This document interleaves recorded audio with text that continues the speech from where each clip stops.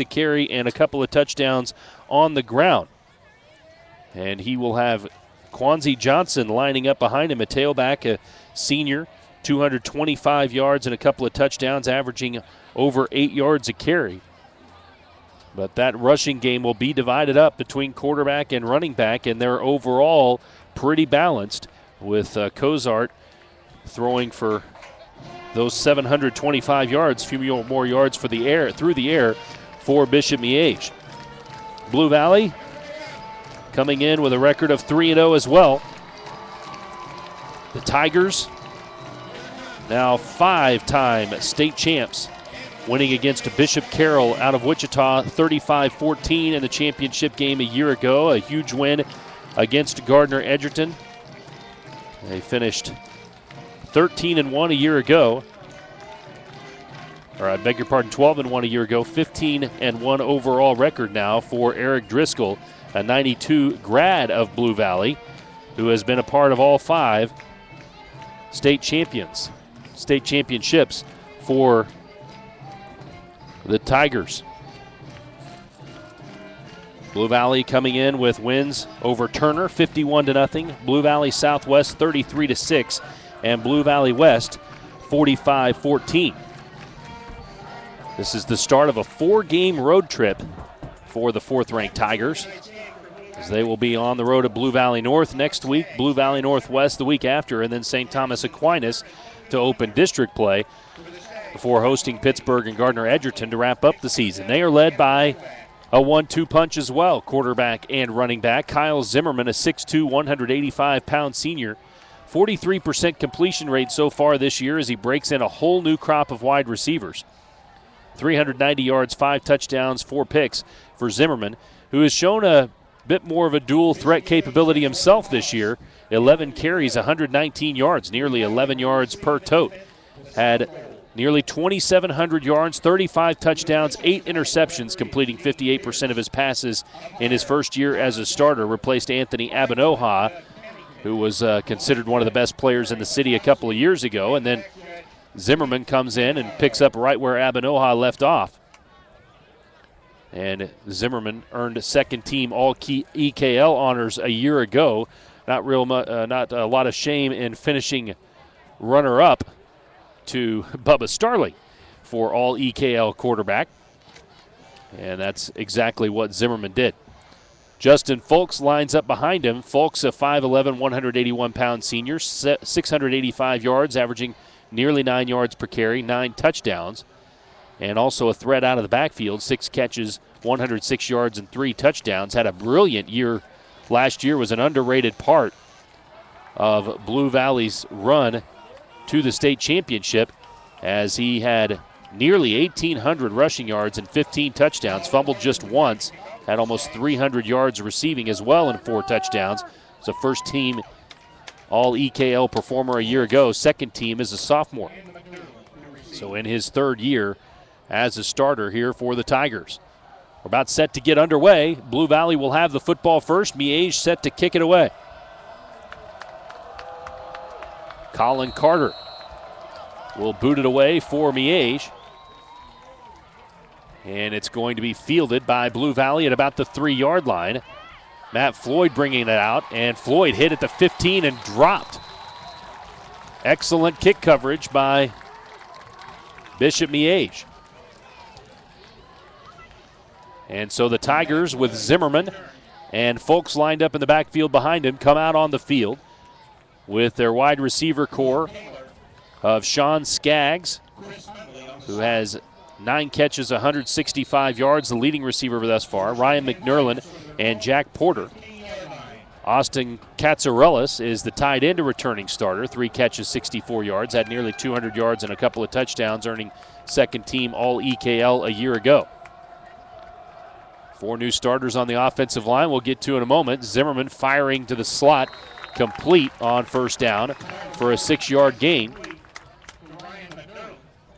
Ryan McNerlin on the reception. And Blue Valley working quickly on second and a short 5.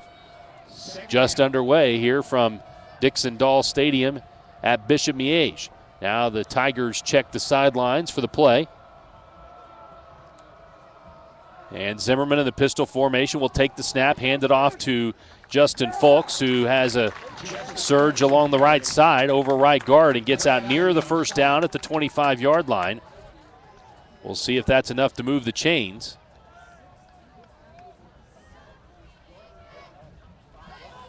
Looks like maybe just a little bit short, maybe about a foot short. Ball just short of the 25-yard line. They started just across the 15 on this drive. So third and very short, 11:15 to go. Here's a handoff to Fulks on third and short, and he gets the first down and more. He's across the 30, in fact, up to the 32-yard line.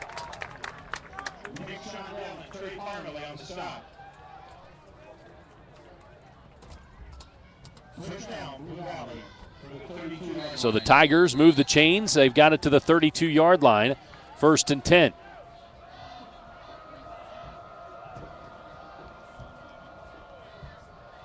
Check the play on the sideline once again as we've had a minute elapse out of this game. Blue Valley on the first possession of the game for either squad.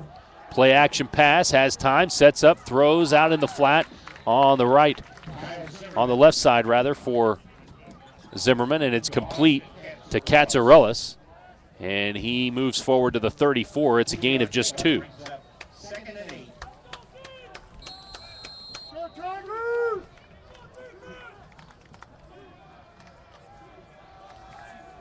Second and 8 now for Blue Valley. Pistol formation once again for Zimmerman. Takes the snap, and now there's going to be a whistle before the play.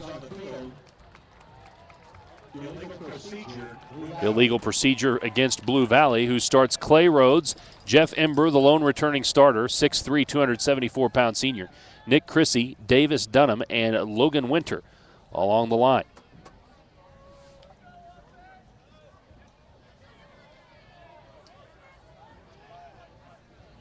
Second and 13 from the 29.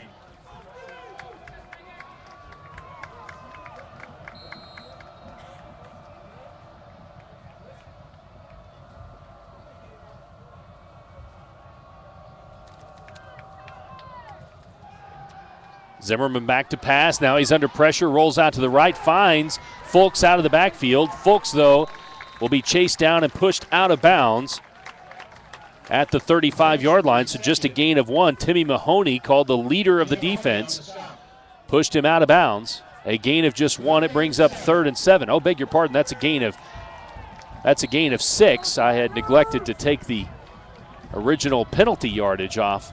So they end up getting 6 yards out of that play and make it 3rd and 7. Nearing the 10-minute mark of the first quarter, and movement once again. The right tackle, Logan Winter, moved for Blue Valley. So push it right back to 3rd and 12. Starting defense for Bishop Miege, 4 returning starters along the line. They didn't all play defensive line a year ago, but they consider all 4 returning starters. Adam Novak, a two-way starter, as Thomas Shamit, and Nick Shondell, and Richard Smith, the backup wide receiver, will start at defensive end. The Stag linebacker, Blake Schneiders, with the middle linebacker, Brad Ivey, a sophomore who is already in his 2nd year starting. Rudy Estrada and Timmy Mahoney, a returning starter, also at linebacker. 3rd and 12 as we dip under 10 minutes to play. Zimmerman, pocket collapsing, finds a man, it's complete, and turning upfield and getting the first down is Sean Skaggs. Zimmerman hung in the pocket tough, completed the pass to Skaggs at about the 40, and he was able to turn it upfield and get to the 48-yard line, just 2 yards short of midfield.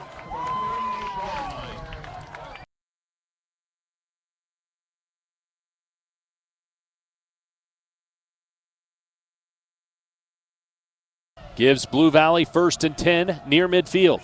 Pistol formation once again with Fulks the lone setback. He runs it off right tackle and gets 2 yards near the midfield stripe. The defensive secondary for Bishop Miege, Greg Orick and Kwanzaa Johnson, will start at cornerback with Trey Parmalee, an outstanding two-way starter, at free safety.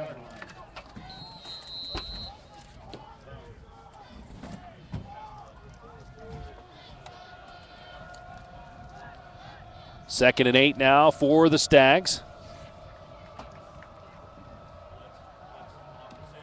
Pistol formation, snap taken by Zimmerman, and he's under hot pursuit, and Timmy Mahoney gets there. Mahoney with the sack. It's a loss of 7, back to the 43. 9 minutes to play, and the biggest defensive play of the game thus far for Miege will bring up 3rd and long for Blue Valley, 3rd and 15. Let's bring in Jay Binkley, who's just climbed the stairs up here just underneath the press box. Jay, how was your trip from Staley? Oh, it's a great time. Electric atmosphere out there. Big game out there. Actually, Staley leading now, 7-0. 3rd and 15 for Blue Valley. Again, pressure, blindside coming for Zimmerman, but he gets it off just in time, finding Fulks out of the backfield, who picks his way forward to the 49 into Bishop Miege territory, but that's going to be 7 yards short of a first down. And it will be punting situation for Blue Valley. Pretty good drive for the Tigers to start the game. Got a couple of first downs, moved it out to midfield, and definitely turned around the field position. You know what? Bishop Miege defense looked great last week against Gardner Edgerton. They had given up 28 and 24 points in their first 2 games before the shutout last week. Really starting to come together for Coach Grunhard. Trey Parmalee waves for a fair catch at the 10-yard line, makes it.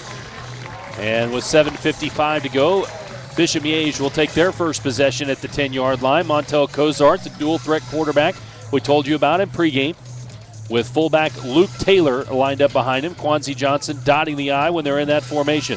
The wide receivers, Parmalee, an outstanding wide receiver, was a finalist for the Otis Taylor Award, which goes to the best wide receiver in the city last year as a junior. 322 yards and 6 touchdowns for him this season so far. McKinley Johnson, a sophomore, will be the other wide receiver. 8 catches, 201 yards, and 3 touchdowns. Nice 1-2 punch at receiver for Bishop Miege. And then Adam Novak, a returning starter, a threat to catch the football as the tight end with 11 catches, 107 yards, and a score thus far. Empty backfield, diamond wide receiver formation on the far right side, and now whistles before the snap.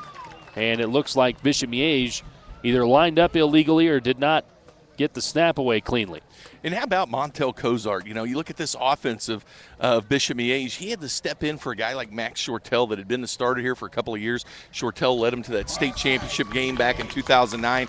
Now he's playing for the University of Minnesota. Even got a touchdown against USC in game 1 when Marquise Gray, the starter at Minnesota, went down. And so Tim Grunhard very happy with Montel Cozart. I mean, he had 725 yards passing with nearly 200 yards rushing.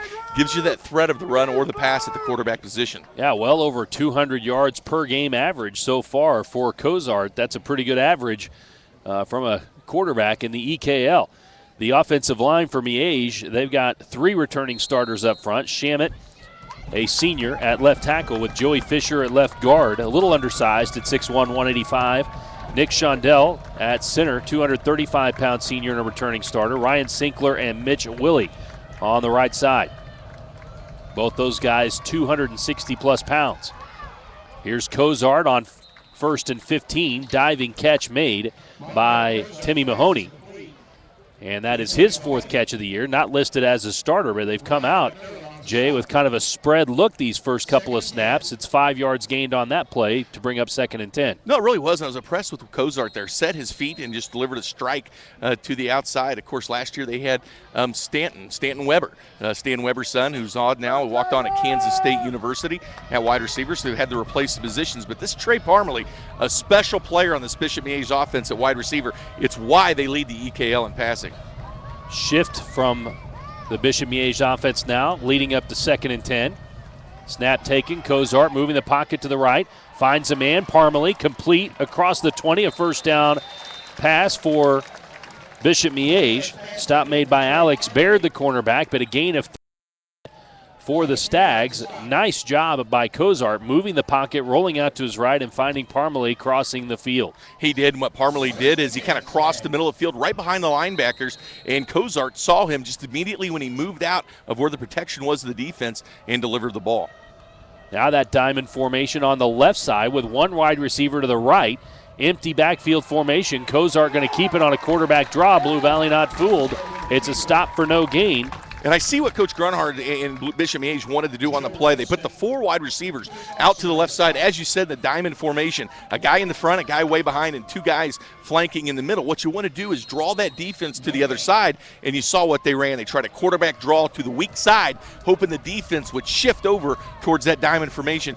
Blue Valley not fooled at all. Very multiple look, lots of shifts here from Bishop Miege. This must be a very complicated offense to go against as a defense. Cozart going to go under center on 2nd and 10. Play action, no, he's going to keep it himself. Fake to the running back and then kept it to the 30-yard line. That's a pretty good gain of 7 yards. And let's give you the Blue Valley starting defense. The defensive line made up of Chris Foster, Joe Rolston, David Marr, and Aaron Heckmaster. All 11 starters for Miege, or for Blue Valley on the defense, are brand new. 11 new starters. Cooper McCoy, Jackson Tupper, and Matt Floyd are the linebackers, with Ryan McNerlin, Alex Baird at corner, and the safeties Chad Curry and Cole Foster. Under center is Cozart on 3rd and 3. They run it up the middle, and no running room at all there for the fullback, Luke Taylor. And that is going to be now 4th and 3 for Miege, and presumably a punting situation for the Stags. You mentioned all the new starters on Blue Valley. You're talking about a state championship team last year with the Blue Valley Tigers. They give up nearly 18 points a game. When you want to talk about the biggest turnaround this year and what's most impressive with the new starters, they've only given up 6 points a game this year on defense. So Blue Valley, with that high-powered offense, averaging 43 points a game, 1 point above what they averaged last year, but defensively shaved 11 points a game off what they do.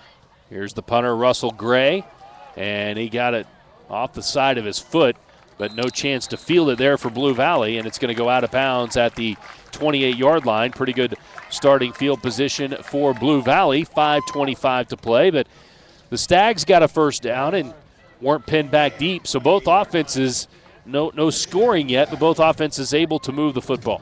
Yeah, but good defenses. I mean, these are high-powered offenses. You look at 43 points a game for Blue Valley, 36 points a game for Bishop Miege. But, you know, this defense really started to come together. And usually, Nick, you talk about how the defense is usually ahead of the offense, but Bishop Miege gave up 28 points in Game 1, 24 in Game 2, and then a shutout in Game 3. So things starting to really come together for this D.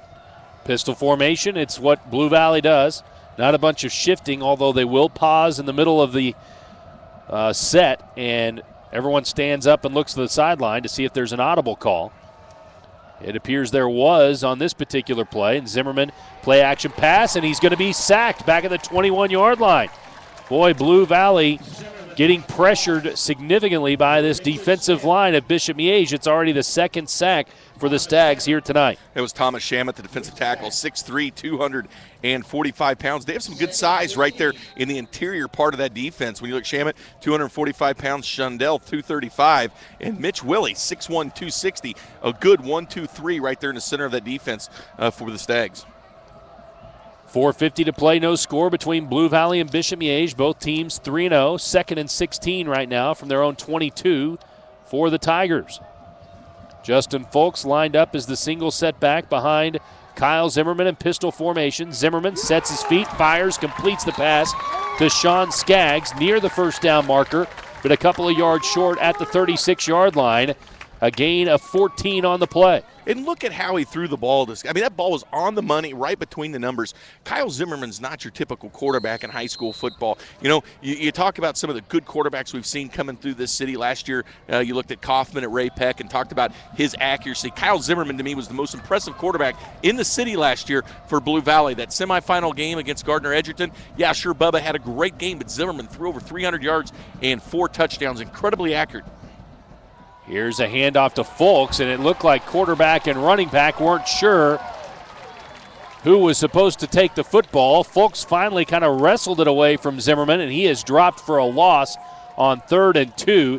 He lost 4 back to the 38, or 33, beg your pardon, and that's going to be a punting situation now for Blue Valley, 4th and 6, as the Tigers are unable to move the chains on this possession. One of those zone read type plays with a quarterback, running back.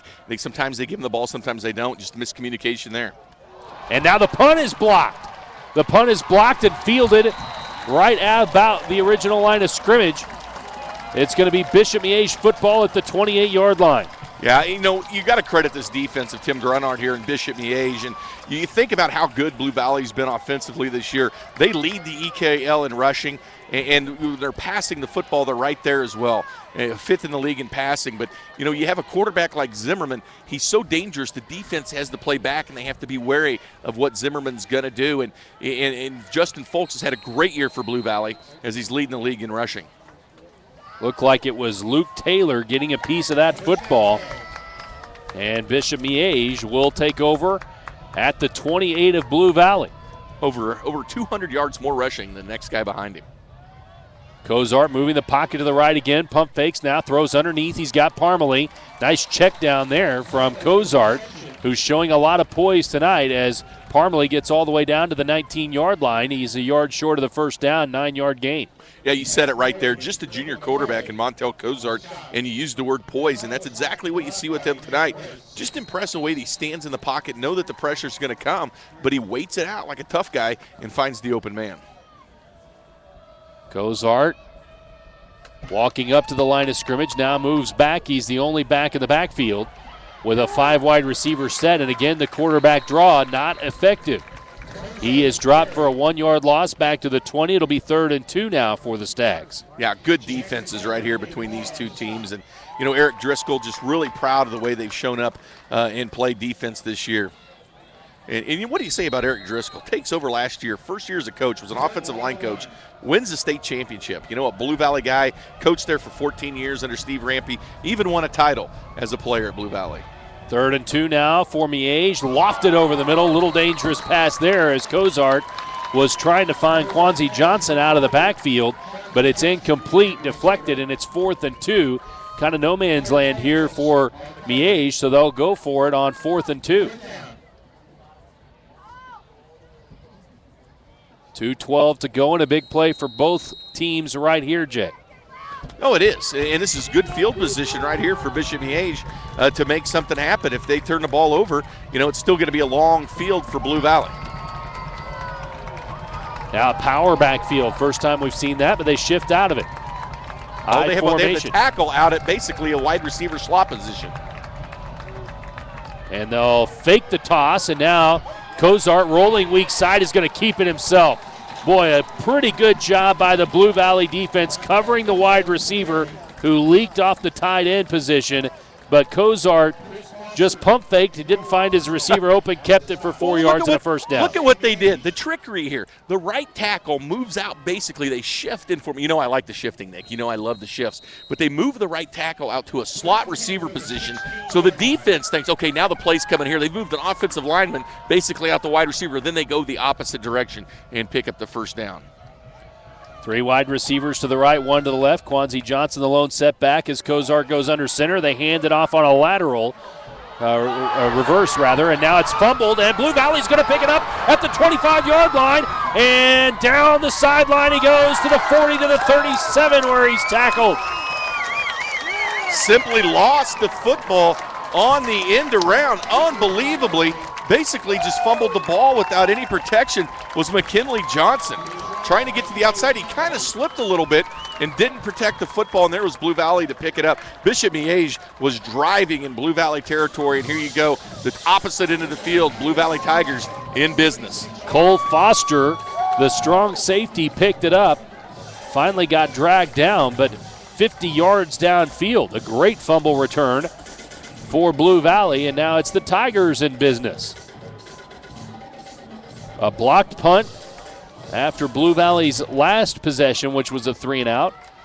And then Blue Valley getting the turnover to get the football back with Bishop Miege in the red zone. 3 wide receivers to Zimmerman's left. Tight end is lined up on the right side with Folks the lone setback. They hand it to Folks. Right side run. Folks breaks a tackle. He's to the 20, 15, inside the 10, and brought down at the 8-yard line. A great run by Justin Folks.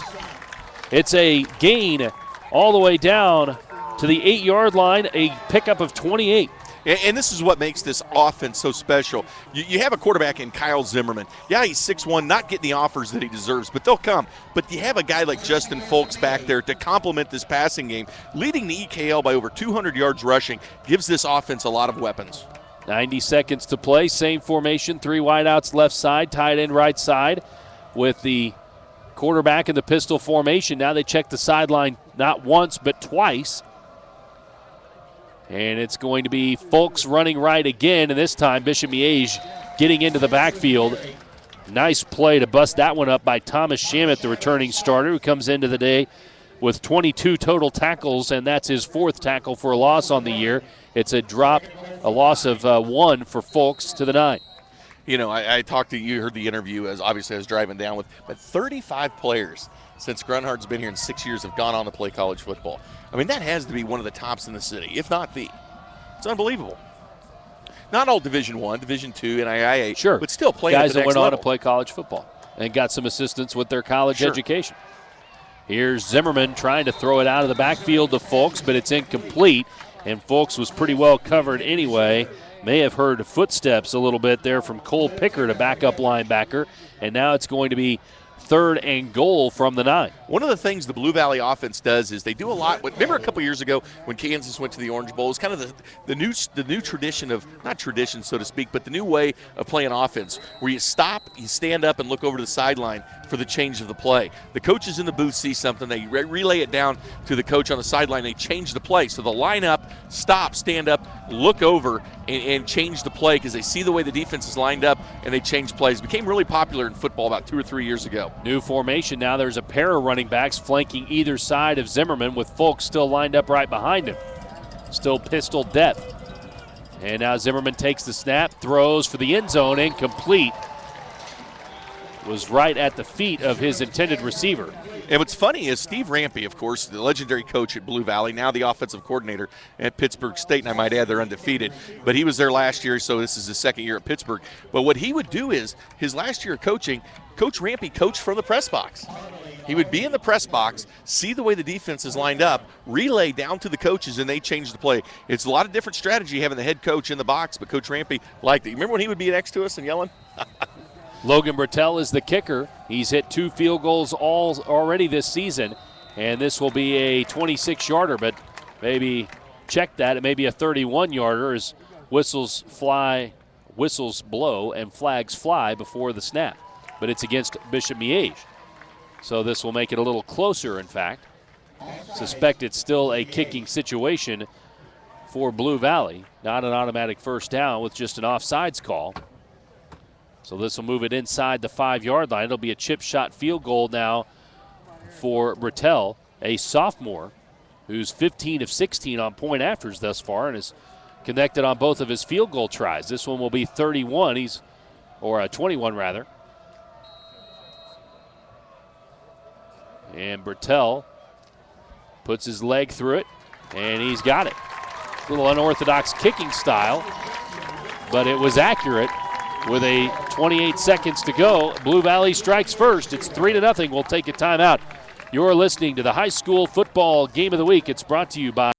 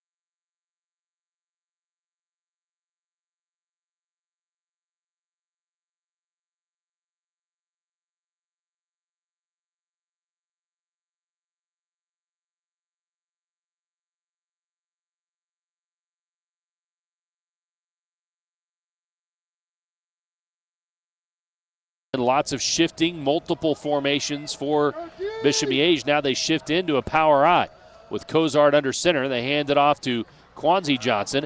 He breaks through the first wave of defenders, gets out to the 30-yard line. It's a gain of 8 and brings up 2nd and 2. So many different formations for this team. You're right. We see the diamond formation to the outside, and then we see the Maryland I from time to time just shifting it around. That'll be the end of the first quarter. We'll take a timeout with Blue Valley leading at the end of 1 over Bishop Miege on Sports Radio 810's High School Football Game of the Week, brought to you by A&B CarStar, Aldi Food Market, and Time Warner Cable.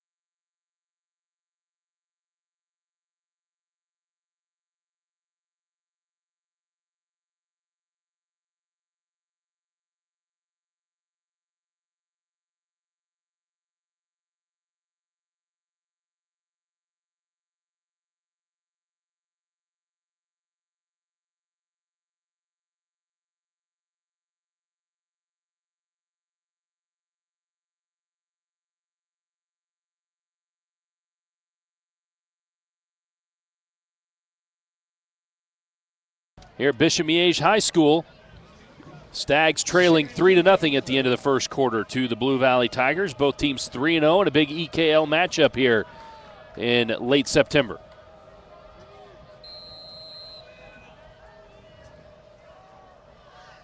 Stags have 2nd and 2 now from their own 30-yard line.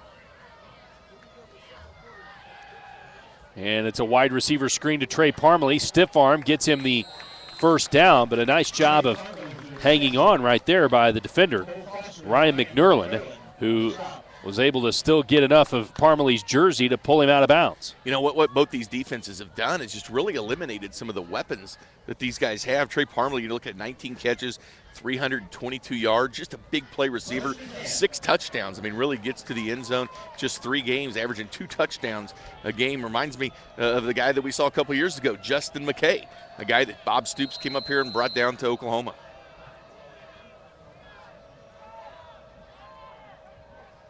Three-yard gain for Parmalee, moves the chains. It's 1st and 10 from the 33. Again, the power I formation, but Cozart dropping straight back to pass. He's got all day to throw. Now under a little pressure, and he's going to throw it away. But again, a wise decision, good decision-making thus far from the junior quarterback Cozart, who's making his 4th start of his career. And you know what the best thing about Cozart is, if you're looking at the coaching staff of Bishop Miege? Just a junior. Knowing that he's going to have this guy for another year, just another year of growth in the system.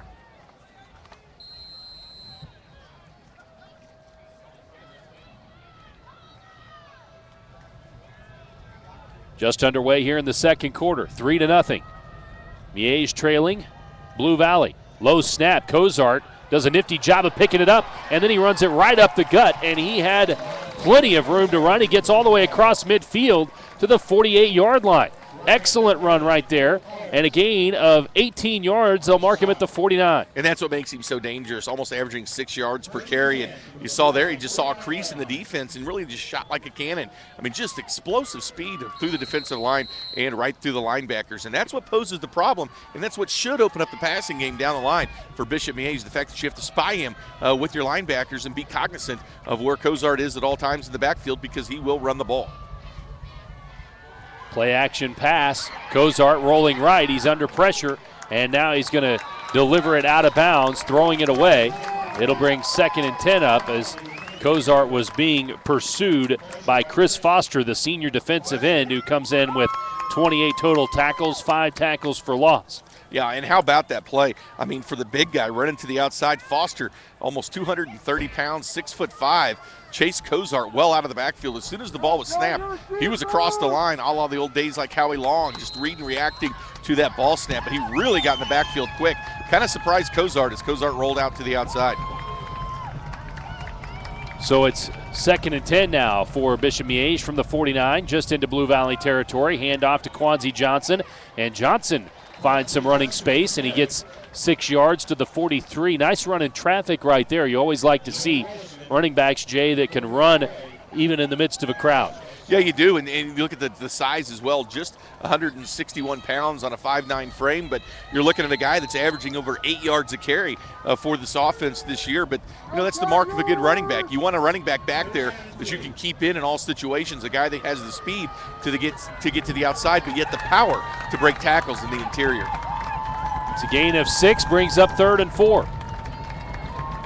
Bishop Miege will snap it from the Blue Valley 43 with 10.5 minutes to go here in the second quarter. Quanzi Johnson going to be tackled right at the line of scrimmage. Rolled forward and maybe picked up a yard. Jackson Tupper there to meet him along with Foster again. I think if people saw this score around the city, they would wonder if it's in some kind of a delay.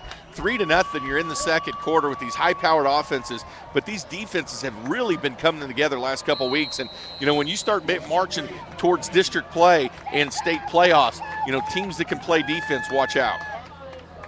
So a punting situation. Russell Gray boots it away, and it's going to go over the head of the return man and bounce very beautifully where it is downed inside the 5-yard line by Bishop Miege. Good special teams right there. You've seen a couple good special teams play for Bishop Miege today. You saw the block punt, then you see downing the ball right about the 2.5 yard line. KCTV5 helicopter in the house, just taking off, and I rode the 810 chopper down here. They're not going to, yeah, right. Actually, the 810 chopper is actually a 2003 Ford Explorer. They're not going to have many highlights to show on the television report tonight. A field goal, maybe. Only scoring we've had thus far is a single 21-yard field goal. And it's 3-0 by that margin. So Bishop Miege pins Blue Valley deep. Tigers start at their own 3. Pistol formation for Zimmerman. A little bit of a low snap. He completes the pass outside. No, it's dropped at the last moment. Big hit delivered by Mahoney on the intended receiver, Ryan McNerlin. You talk about Kyle Zimmerman and, not getting those real D1 looks right now, but, 6'1" frame. I mean, you've seen other quarterbacks go into college football, around that size. There's guys playing in the National Football League, right at that level. A guy like Drew Brees, a guy like Chase Daniel, but not getting the looks. But Northwest Missouri stayed on his radar. He was up there to camp this summer. I know the coaching staff up there really high on Kyle Zimmerman. He'll play somewhere at the next level. I'd love to see a really good Northwest Missouri quarterback from here in the Metro as Folks takes the handoff on the draw, and he goes right up the gut for 10 yards, and it looks like he's got a first down. Blake Christopher out of Kearney, the starting quarterback at Northwest Missouri State, who's actually injured his hand last week. But remember, he's Brock Christopher's brother. Right. Brock Christopher. I didn't realize he was. I didn't realize he was starting at Northwest. That's right. But guess who the backup is? A guy from Odessa, Permian, Texas. You know what that is? Yeah. Friday Night Lights. Friday Night Lights. First down run there for Folks and a gain of 11. Blue Valley checks the sideline. Everybody standing up. Tight end is on the right side, which is where all the receivers are. And now they're going to run the option to that side. And it's Zimmerman going to slide down at the 9-yard line. It's a loss of 5. Great lateral pursuit there by the defense, not fooled at all. I like the way they flow, the defensive linemen kind of flow into the action of the football in same way with the linebackers. But you're talking about Northwest. Guess who's their running back this year? How about James Franklin? Remember former Simone winner James Franklin? Right. He was at Nebraska Omaha, right. And they closed the program. Just shut it down. They shut it down, and what happened was the wrestling team had just won a national title. Coach is up in his hotel room, gets a phone call from the athletic director saying we're shutting down wrestling and football. Immediately after your championship, thanks for winning a national championship, you're done. Now here's Zimmerman on 2nd and 15, firing a pass incomplete along the sideline on the left side, looking for Skaggs, but bracket coverage below and above him. And Zimmerman was forced to just throw that one away, and now it's 3rd and 15 for the Tigers. All credit film study right now for both these coaching staffs, really trying to eliminate what the teams do well. I mean, taking Zimmerman kind of out of this football game early. 3rd and 14, a long 14 at that. Blitz coming, Mahoney came right up the gut, and the seam was open. But Katsarelis, the intended receiver, could not quite run under it Zimmerman forced to throw it quickly, Jay. The blitz came, and Mahoney forced Zimmerman to pull the trigger a little quicker than he wanted to. And that's what happened. That's pressure on the quarterback. That's what you do with passing quarterbacks. Put pressure, cover two defense there for Bishop Miege. Simple hot route by the tight end right up the middle, and Zimmerman had to get it open too early, but the play was there. It was wide open, just hit the seam between the free and the strong safety. It was going to be a big play right there for Blue Valley had the pressure not been applied by Mahoney to Zimmerman. So a punting situation for Blue Valley, unable to move the chains after getting pinned deep, and the punt is only going to get him about 26 yards to the 35. So great field position for Bishop Miege from the Blue Valley 35. 8:34 to play here in the second quarter. Bishop Miege trailing Blue Valley by a score of 3-0, with Bishop Miege, though, set to take advantage of excellent starting field position. The next time your car needs a repair, take it to A&B Car Star with 5 convenient locations in St. Joseph, Smithville, Riverside, the Plaza, and on Warnell. Call 816-741-6966 for A&B Car Star. How about this? Eric Driscoll, friends of Brett Bailey, the owner of A&B Car Star. Not only that, but A&B Car Star sponsors the race car of Eric Driscoll's nephew, so a little connection between A&B and the Blue Valley staff. Here's Cozart looking down the left sideline, and the pass almost intercepted, broken up.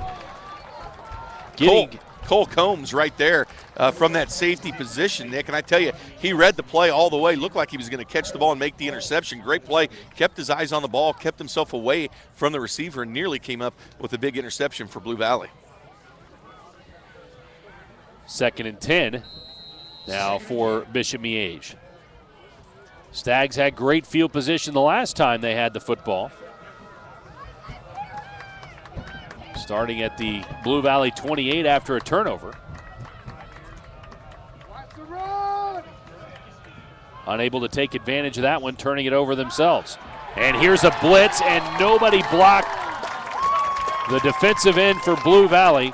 David Marr. Nobody had him. The tackle on the outside missed him as Marr just bolted into the backfield and took care of Cozart. What we're seeing now is seeing a lot more blitzes from these defense, really disrupting what the offensive flow for Zimmerman and Cozart. Both sides of the ball, both teams, the quarterbacks really not a lot of time to throw the football. Loss of 8 back to the 43 as the clock moves with under 8 minutes to play here in the first half. 3-0 Blue Valley in a quick-moving game thus far. Bishop Miege now facing 3rd and 18. Trying to take advantage of a short punt.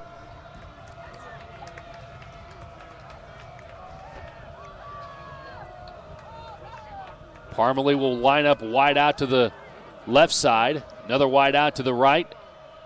H-back and then an I formation behind Cozart. He drops straight back to pass. Fires a pass to Parmalee down the left sideline. It's caught at the 7, and he trots into the end zone for the touchdown. Bishop Miege. Parmalee got behind double coverage as McNerlin was found chasing, as well as Jacob Warmington. Both those guys lost track of Parmalee, who ran right by him. Cozart delivered the ball on the money in stride, and Blue Valley gives up the first touchdown of this game. Bishop Miege goes up 6-3. Fly route, inside move by Parmalee, gets by his man, flies down the field. How about the ball by Cozart? That ball nearly 45 yards in the air on a rope. Perfect spiral to Parmalee. Strong arm.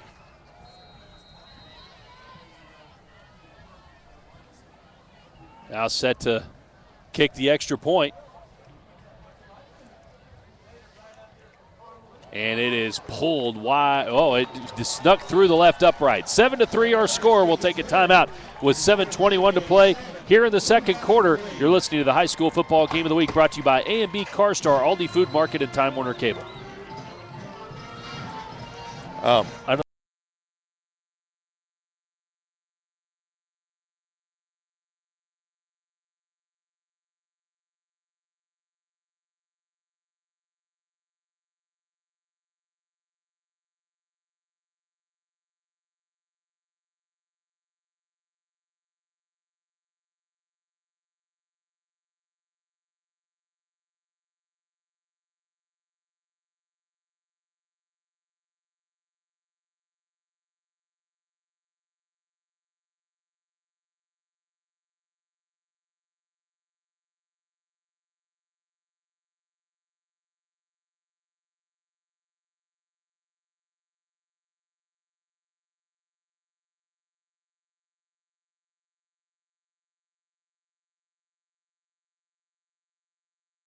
1 to play here in the second quarter. Bishop Miege has their first lead of the game at 7-3.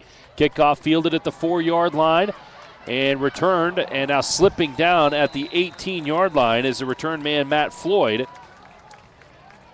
And so Blue Valley will be in a little better shape than they were on their last drive when they were pinned down at the 3, but they'll start at their own 19-yard line. A good something to note, not only was that a beautiful 45 yards in the air throw there from Cozart, hitting Trey Parmalee in stride for the touchdown, that was a 3rd and 18 conversion. So it was a fly pattern on the outside. There was no safety help deep on the side of Blue Valley, but what's impressive is you say through the air. This wasn't where he threw to Parmalee and he ran in the end zone. He threw the ball in the air at least 45 yards. 43-yard touchdown pass from Cozart to Trey Parmalee. And now here's Folks with the handoff. He bounces it outside to the 25, cuts it up the left sideline. Good run from Folks all the way out to the 35-yard line, a gain of 16. Yeah, Folks, the weapon for Blue Valley, as I've mentioned, leads the league in rushing, but when he gets to the outside, he can have that speed too. Also a guy that can break tackles, the interior of the defense, and really this is what they need to do to get this passing game going. Bishop Miege is having so much success pressuring the quarterback, but if you can start running the football, it just starts opening up those passing lanes later on for the quarterback, Zimmerman.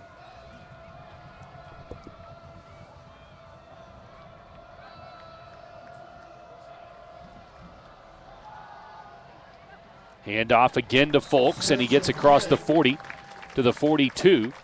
It's a gain of 6. So we go under 5 minutes to go. Ivy, the sophomore linebacker, who's a returning starter, makes the stop.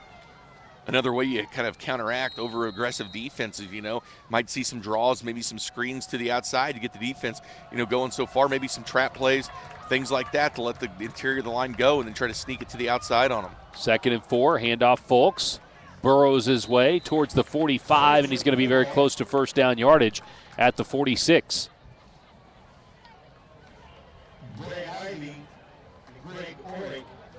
It's Ivy again with the stop. And it's going to be a first down for Blue Valley. First down run there for Folks with a 4-yard run right there. And it's 1st and 10 at the 46.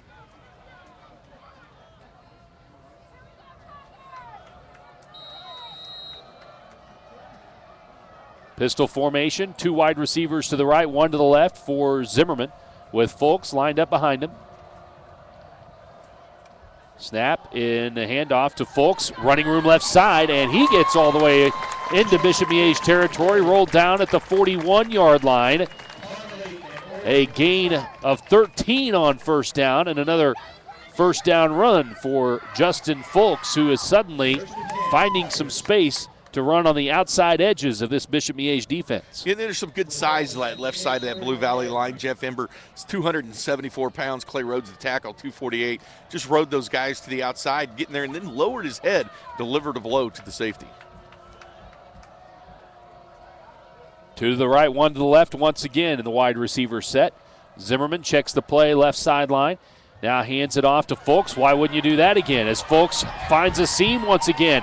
And once again, he's got a first down run, this time all the way down to the 27. And Folks suddenly picking up yardage in chunks. This one good for 14.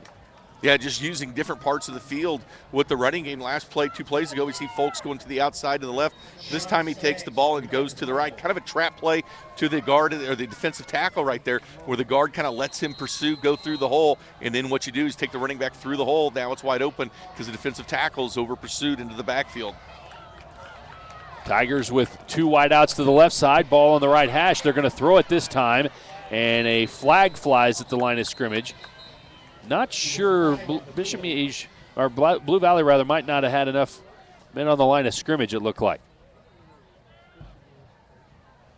Could be an illegal formation here.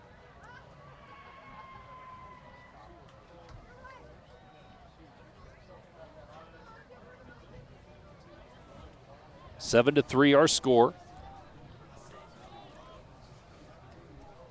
And let's check into the studio with Jed Marshall, who's got an update for us. Jed?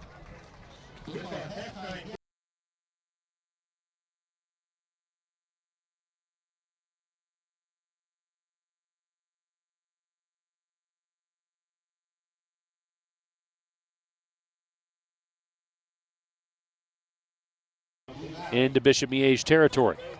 A lot of good games around the Metro tonight. How about Lee Summit West playing an upstart Winnetonka team? Winnetonka now 3-1. Lee Summit West coming off that loss last week to Blue Springs South. Can they rebound?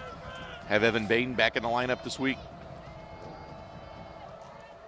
Hand off to Folks on 1st and 15. This time not near as much running room. He gets inside the 25 to the 24. I was out at Winnetonka yesterday presenting Sterling Edwards with a Coach of the Week award for a 12-7 win over Raytown South last week that got Winnetonka to 3-1, and they were celebrating, I don't know if celebrating is the right word, they were noting Wounded Warriors Night tonight in honor of the servicemen who have been wounded in service to our country. So that was very good organization. Very, very cool to hear they were doing that tonight.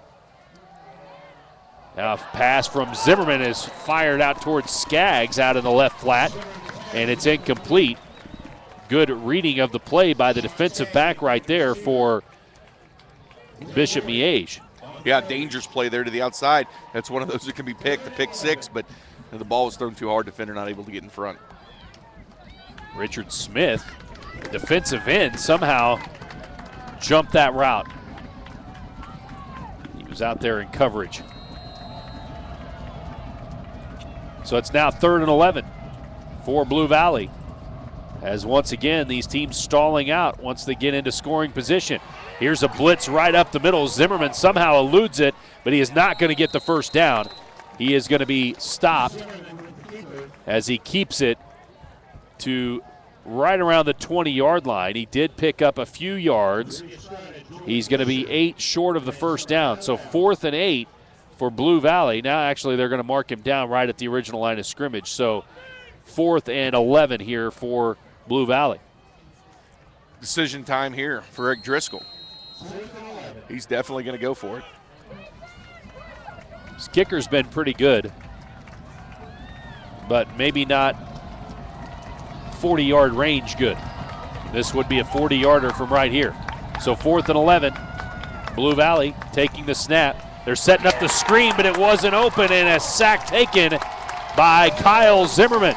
Boy, just bursting right through the middle of that line. Rudy Estrada just got right to the quarterback wide away. Zimmerman had no shot on the play. Impressed with Estrada there, eluding the block there by the back and getting right to Zimmerman. The backs have to pick up that blitz, and Estrada just beeline straight to Zimmerman and brought him down on a huge play right there for Bishop Miege. It's a loss back to the 31 and a turnover on downs. Bishop Miege will take over with 4:05 to play here in the second quarter. 7-3, the Stags are leading in what has been a pretty big defensive struggle so far. The only touchdown of the game came on 3rd and 18 conversion when the Stags hit a big play for a 43-yard touchdown. Running backs flanking either side of Cozart, who takes a low snap, now hands it off to Quanzi Johnson. He stops and cuts it back inside and gets out near the 40-yard line. 9-yard run for Johnson, who did a nice job finding an alternate lane. And he still didn't go down. He's hobbling a little bit right there as he was stopped by about 4 or 5 Blue Valley defenders, and it's one of those deals where he stood up and they kind of blow the whistle to end the play. But Quanzi Johnson, it busted play to the outside. You showed that peripheral vision to see a little hole, a little seam there to the inside, and able to get in the middle and break a few tackles for some positive yardage. 2nd and 1 now for the Stags with 3.5 minutes to play in the second quarter. Blue Valley now shifting those wide receivers out to the right side. Looks like they're going to go with the diamond formation again. Empty backfield. The other wide receiver is set out to the short side of the field on the left. Ball on the left hash mark on 2nd and 1. They'll throw a wide receiver screen. The pass is complete to Mahoney. He's going to pick his way for first down yardage, but Blue Valley defended it pretty well and will stop him at the 43. It'll be 1st and 10, though, for Bishop Miege after a 3-yard pickup.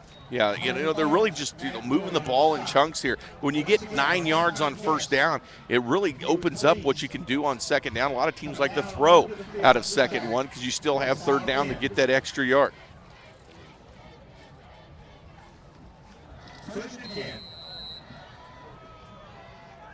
So Miege picks up another first down as we go past 3 minutes to play in the first half.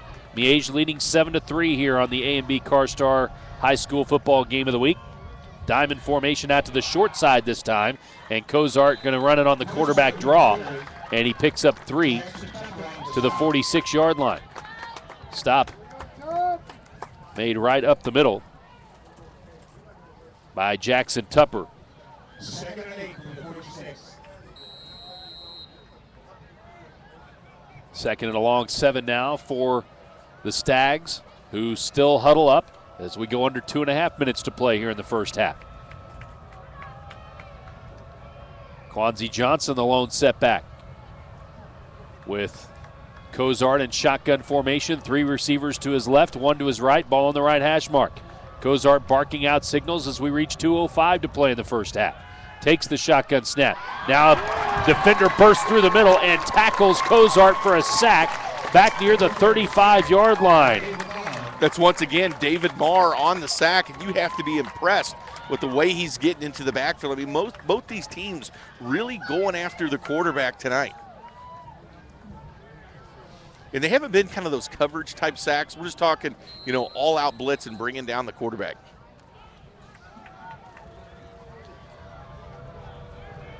Marked back at the 36-yard line. It's a loss of 7 on the play, so 3rd and 17 now for Bishop Miege as we go under 90 seconds to play in the first half. Again, a spread look, and they'll throw a wide receiver screen, or running back screen rather. Quanzi Johnson makes the catch, and he dances all the way out towards midfield, picking up about 14 yards on the play. He's 3 short of a first down near the midfield stripe. Yeah, the Bishop Miege coaching staff there fully expecting Blue Valley to once again be blitzing. They do the right thing, little screen pass to the running back, and they at least get some positive yards out of it. But they recognized the defense, recognized what they've been doing, and what they were going to be doing was going after Cozart. 4th and 4. Miege set to punt, but will presumably run 20 more seconds off the play clock. So Blue Valley may have around half a minute to work and go most of the length of the field, barring a big return here from. But 3 timeouts still left for Blue Valley. It's Folks back there set to receive the kick.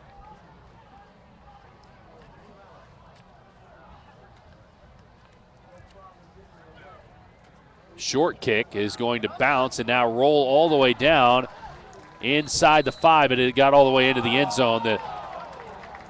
The man who tried to down its momentum carried him all the way into the end zone. That'll be a touchback, and I beg your pardon, it was McNarland, number 11, not number 1, who was back deep to receive. What you got to do is just bat that ball down. No matter what. You don't want to catch it in that situation. You just want to bat it down. Even if it goes 3 or 4 yards forward, it's still better than putting it at the 20. And what happened right there is he kind of established himself in the field of play, but he kind of tight-roped along the end zone line, and then finally momentum carried him into the end zone. And that's a touchback. Yeah, they're going to give it to him. I mean, that's a touchback every time. You're right. He really had enough control of his body where if he just dropped the football back in the field of play, he would have been okay. Yeah, exactly. You just want to pound it back. You don't want to catch it.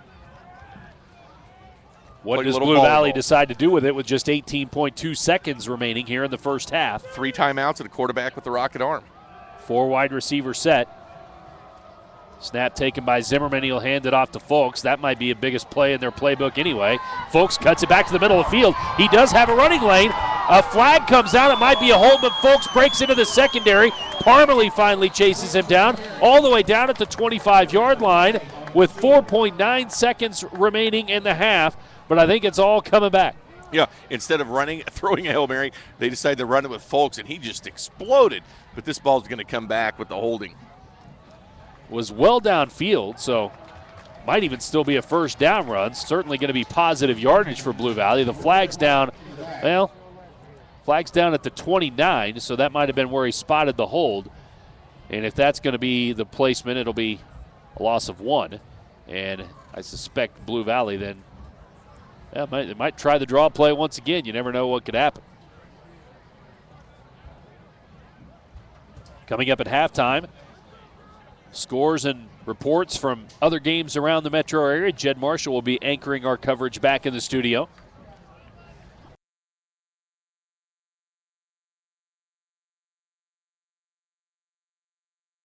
Market challenge, buy your groceries at Aldi and see how much you save. Aldi Food Market, honest to goodness savings.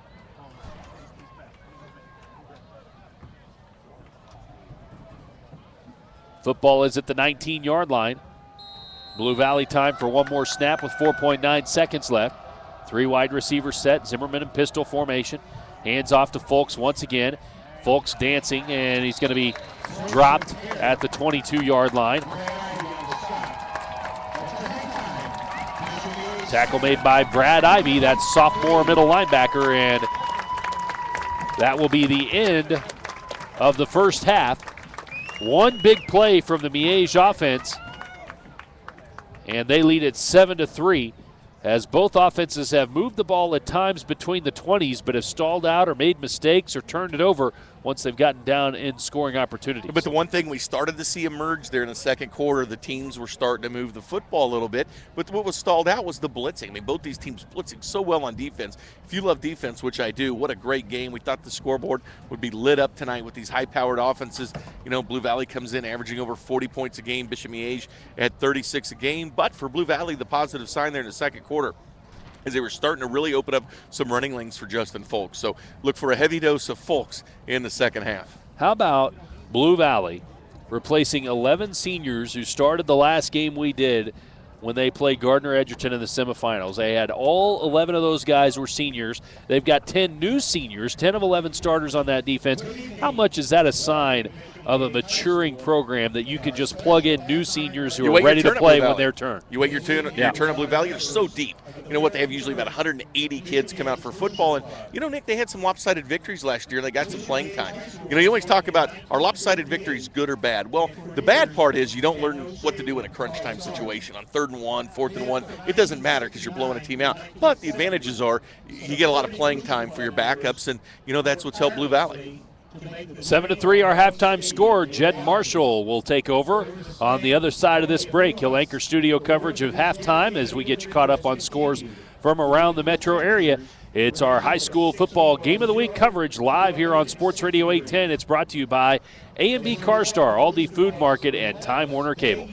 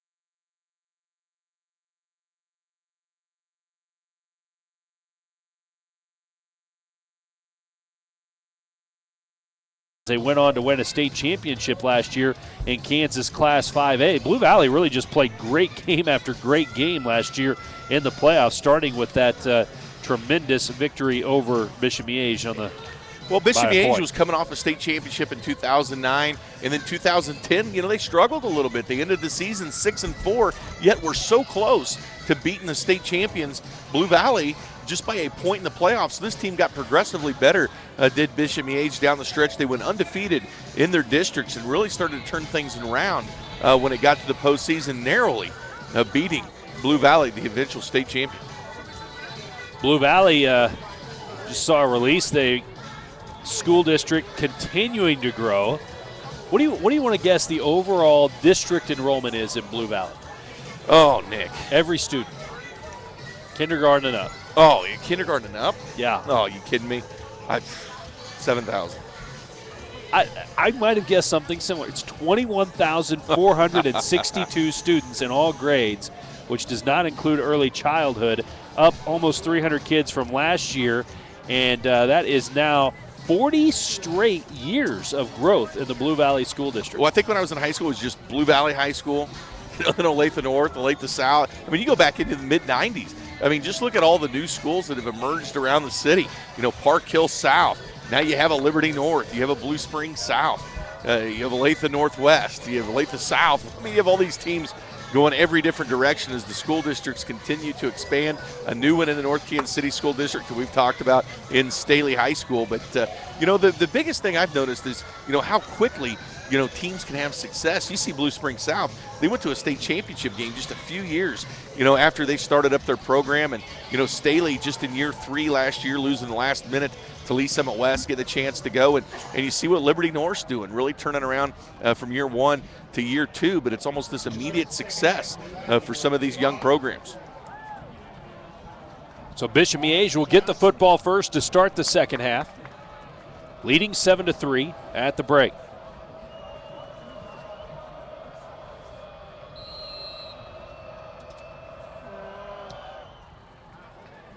Here is the kickoff. It's going to be fielded at the 3-yard line.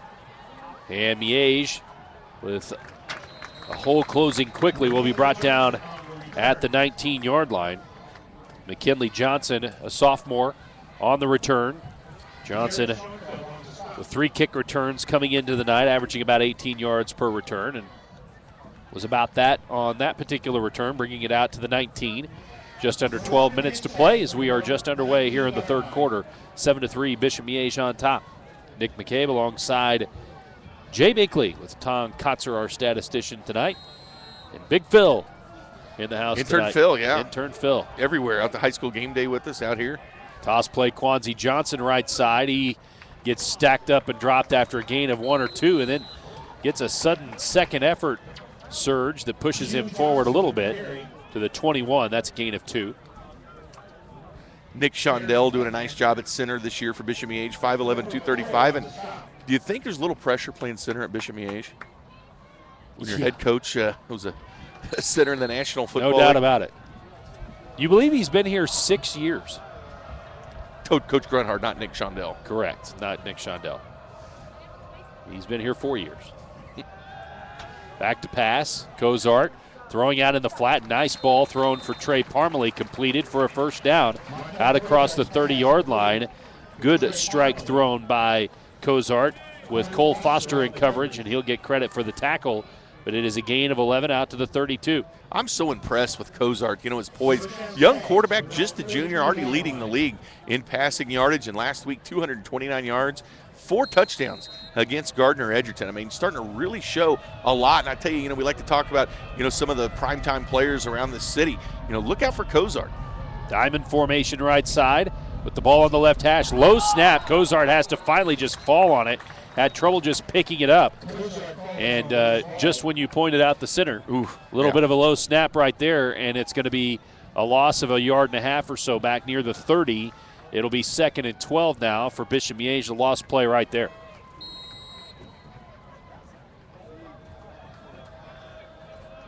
Great defensive game so far. Blue Valley giving up 7 points. That's just 1 point over their season average.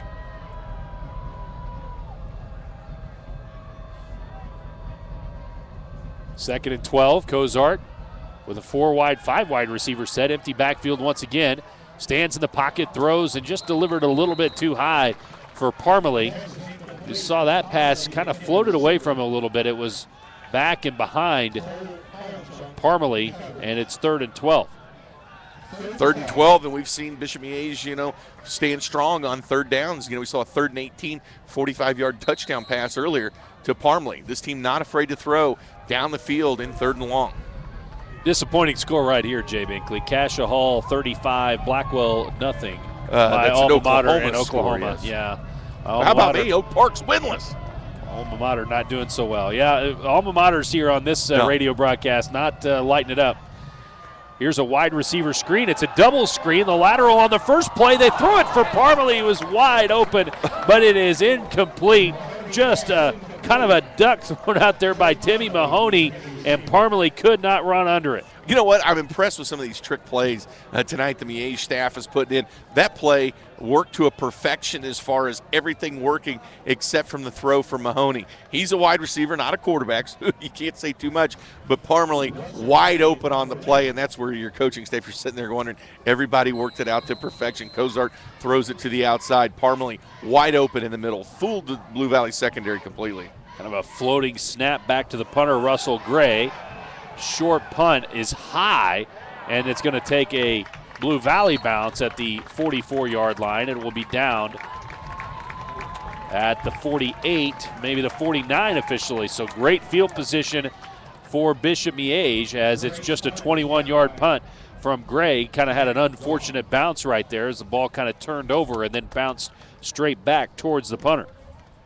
Really good field position here for Blue Valley, and we'll see if Folks, we had a huge run there at the end of the half. It was called back with the hold, but, Folks really starting to find those lanes in that second quarter. Miege did a great job of stopping him, bottling him up in that first quarter, but he really started to gain some positive yards in quarter two. And here goes Zimmerman keeping the football in the first down play, and he picks up 4 across midfield to the 47. And once again, Blue Valley able to march into Bishop Miege territory. Jay, they've had their opportunities but haven't been able to convert when they've had the football in prime position. No, it's been this pressure by this Miege defensive line. Getting in the backfield, Zimmerman's just not had the time to throw that he's had earlier this year. I mean, this team's been putting 43 points a game on the board, but hasn't seen this type of pressure. A good defense here by Bishop Miege. Handoff Justin Folks. He is dropped in the backfield. Might have gotten back to the original line of scrimmage, but good penetration once again by Thomas Shamit, the defensive tackle, getting the stop for no gain, and it is 3rd and 6 for Blue Valley. I tell you what, Shamit, Estrada, both these guys getting in the backfield, and that's what you got to do. You got to pick up those guys. If you're the lineman, you can't allow those guys to get in the backfield and disrupt, but Folks never had a chance on the play. Pistol formation on 3rd and 6. Low snap picked up by Zimmerman. He throws a slant route. It's complete to Skaggs. He's got running room, and he's going to go all the way. Touchdown, Blue Valley. It's a 47-yard strike from Zimmerman to Sean Skaggs. Just a quick little post route, and Skaggs got behind the secondary. There was no safety in the play, and Blue Valley goes back out front by a score of 9-7. Textbook offensive play there by Blue Valley. You're in man-to-man coverage. No safety help to the outside. That's where screens do their damage. No safety to cheat over. Boom, hit Skaggs, touchdown. That's the way you do it. They saw it. Zimmerman realized he had one-on-one coverage to the outside. No safety help and delivered a perfect strike. Just a quick little hit, and Skaggs never really had more than a step on the defender, but the defender could not close. And it's 10-7 with the extra point from Logan Bertel. 9 minutes to play, 3rd quarter. You're listening to the High School Football Game of the Week on Sports Radio 810 WHB. It's brought to you by A&B CarStar.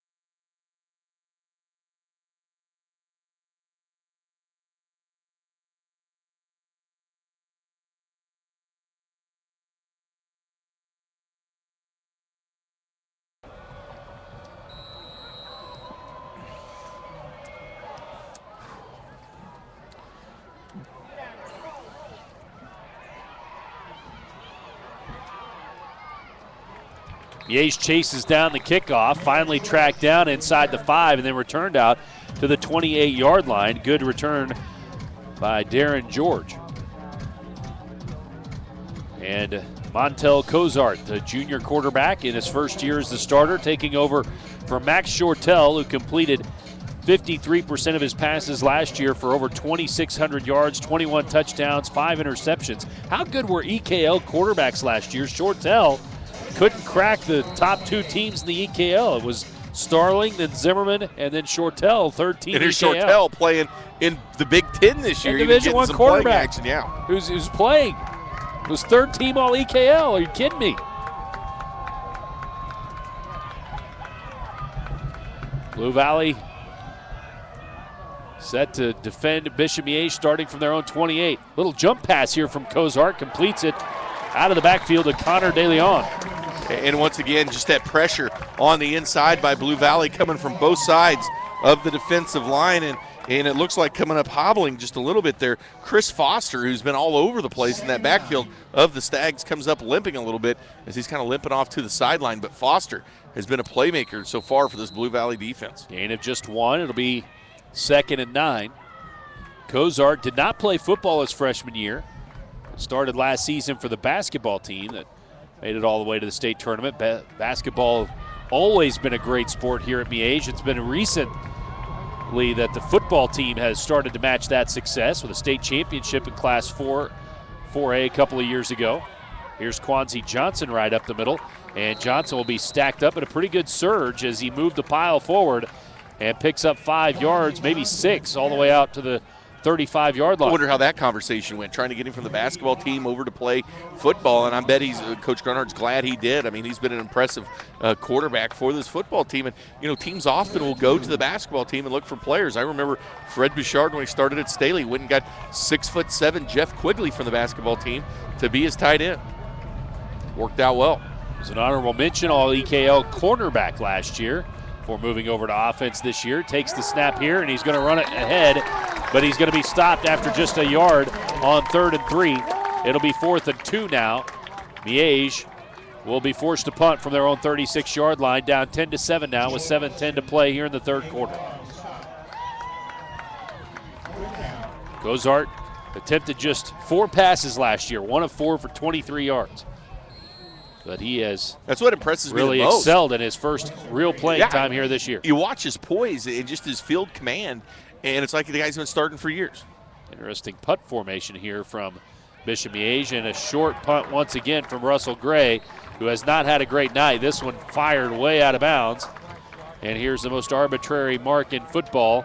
They'll walk it up the sideline and say it went out of bounds across midfield. So this is a very short punt, as they'll mark him at the 49, still in Miege territory. Well, that is a punt of just 12 yards. Yeah, struggling with the punt tonight is Bishop Miege, and if you're Blue Valley, really trying to use that to their advantage, make a good stop, force them to punt and try to get some good field position. But other than that, the special teams tonight's been good for Bishop Miege. They pinned Blue Valley inside the 2-yard line once, and they blocked the kick.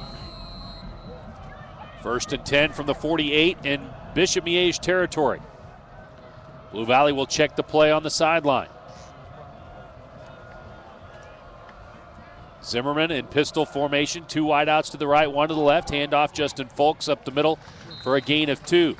Around the EKL, Gardner Edgerton over Blue Valley Southwest, 28-12. Blue Valley West, 14-0 with a lead, and St. Thomas Aquinas leading Blue Valley Northwest, 14-6.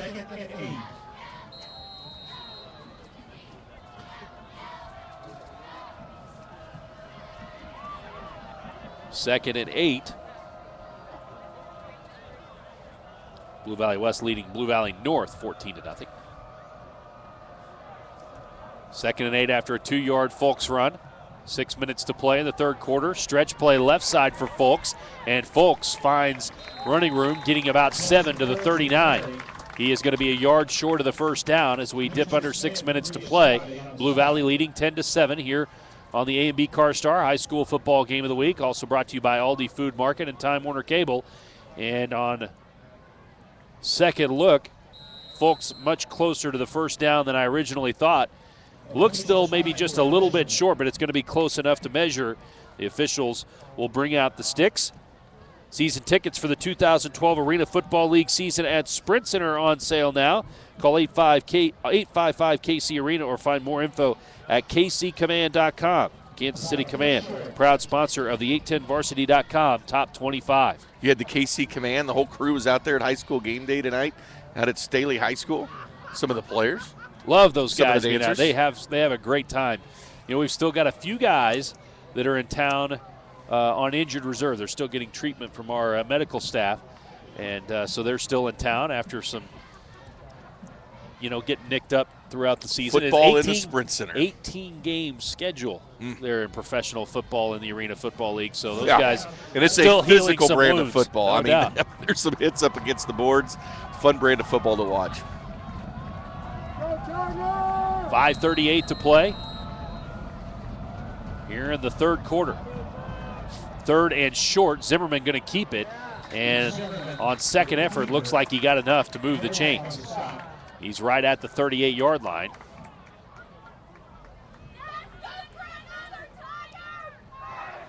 Good crowd out here tonight. I mean, these stands are just, absolutely filled to capacity. You have standing room to the outside. You just talk about big games around the metro. There's not a lot of other places I'd want to be tonight than right here. Of course, the other good games, you have Lee Summit West trying to rebound after that loss last week at Winnetonka. Of course, the game at Staley and Kearney. Kearney just a Class 4 team. Staley number 1 in the state in Class 5. They moved up to number 1. Lee Summit West dropped down to number 3 after the loss last week. And Webster Groves, there they are, back at number 2. Of course, Webster Groves nationally ranked last year when Lee Summit West just really pummeled them last year in the state championship game. We're going to measure once again. Crowd did not like the spot. Do crowds ever like the spot, though? Generally. Half of them do. Yeah, half of this crowd would have liked the spot. It is a first down, though. Just barely. I thought he got there as we watched the play live, so probably ultimately the right call there. It's a game of inches, Jay Binkley. It's also a game of just two big plays. I mean, that's what we've seen in this game. It's been, we've seen a lot of good defense, and then we've just seen just a couple of breakdowns. We saw Trey Parmalee get that vertical pass down the sideline for Bishop Miege for the 45-yard touchdown. Then we saw Blue Valley kind of do the same thing with Skaggs, the man-to-man coverage, no safeties to help, makes a simple slant to the inside and takes it to the house. So really just two big plays in this game. 1st and 10 now for Blue Valley. Right at the 38-yard line of Bishop Miege. Fresh set of downs for the Tigers. It'll be Zimmerman going to the air, and he's going to be sacked once again. This time the backside blitz, getting to Zimmerman, who was dancing around in the pocket just a little bit too long. The sophomore, Cole Pickard. Pickard, the backup linebacker. And Zimmerman could tell he was there. I mean, he could tell right away and kind of braced himself for the hit because Pickard just came from the outside. And again, it's just these timely blitzes these defenses are doing. Really, the quarterbacks in this game really haven't had their heads on a swivel because they are coming after him. But, again, Nick, when you blitz a lot, that's when you see a big play. And that one kind of on the running back there. Folks kind of whiffed on a block. You got to pick that guy up. Loss of 4, 2nd and 13, 2nd and 14. Here is Zimmerman faking the handoff, and he's going to keep it himself. Gets spun down awkwardly. Estrada in there on the play, as well as Mahoney.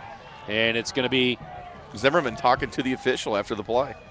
Maybe looking for a face mask. Headgear, yeah. Here comes one of his linemen to grab him away from the official. Zimmerman Nick not Christie, happy with the play.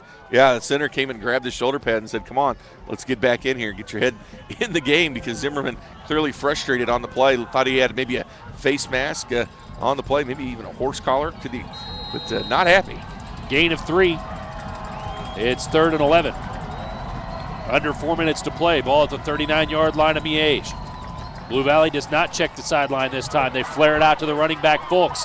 One nice cut, another nice cut, and now fighting forward for first down yardage all the way down to the 27-yard line.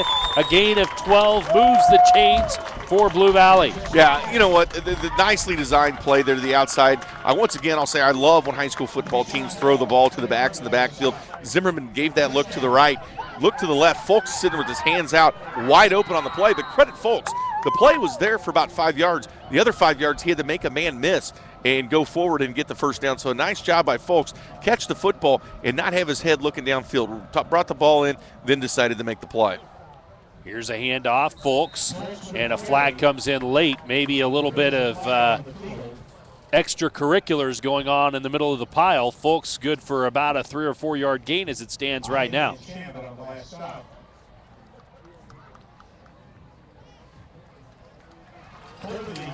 Holding, though, against Blue Valley. Not a personal foul type of penalty. Just setting this offense back right now. Blue Valley, really working hard for each and every first down and now have to make up a little bit of extra yards here with the hold.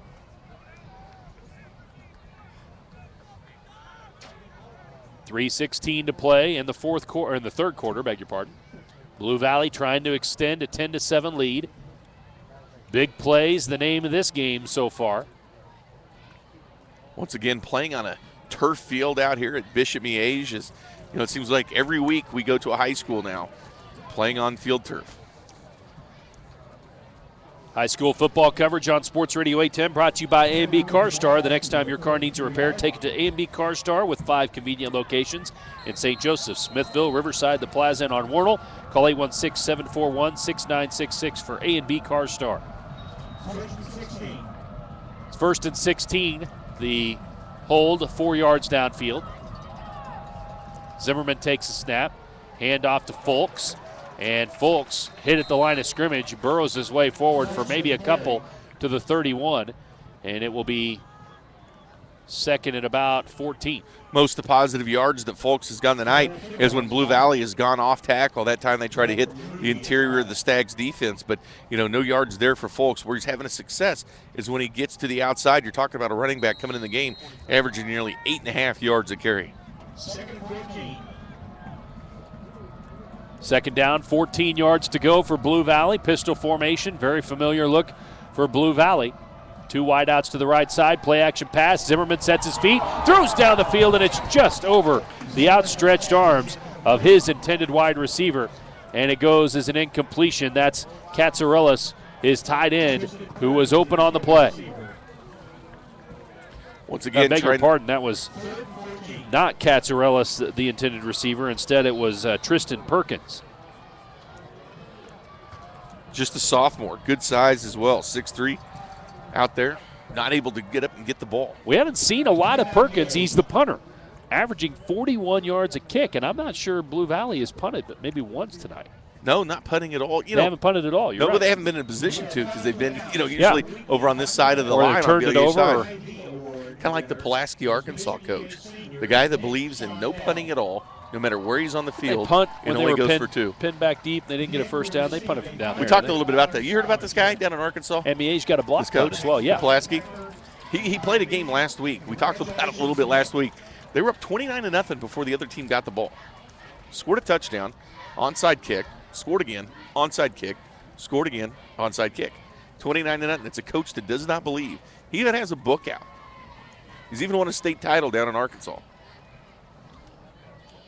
He just doesn't. It's like video games. He thinks the percentages of punting aren't worth it. Appears we got a timeout on the field with 2:17 to play here in the third quarter. We will check in here with Jed Marshall here in a moment as he can update us on some scores from around the metro area. He'll get us up to date on all the scores on the Scoreboard Show Friday Night Live. Humbly say it's the best one you'll hear in the metro area. I'll be heading to the Plaza 810 zone. Would love for folks to stop by and say hi after this game here tonight. We're just down the road from the Plaza. Now we're back ready to go out of the timeout. 3rd and 14. Blue Valley takes the snap. Throwing left sideline. He's got a man. It's caught for a touchdown. The big play once again. This one 31 yards. Good for a score. Is that Skaggs again on the receiving end of a big play? This one 31 yards. The last one was a 47-yard strike. And now Blue Valley a chance to open up the first double-digit lead of this game. And you will not see a better pass in the city this year. Zimmerman just back in the pocket, delivers the ball perfectly. It was high in the air, then just dives right down in the receiver's hands. Just perfect spiral, right on the money. That is the type of throws you get from Zimmerman. Extra point is up and good. 2:10 to play here in the third quarter. Blue Valley 17, Bishop Miege 7 on the A&B CarStar High School Football Game of the Week. Brought to you by Aldi Food Market and Time Warner Cable.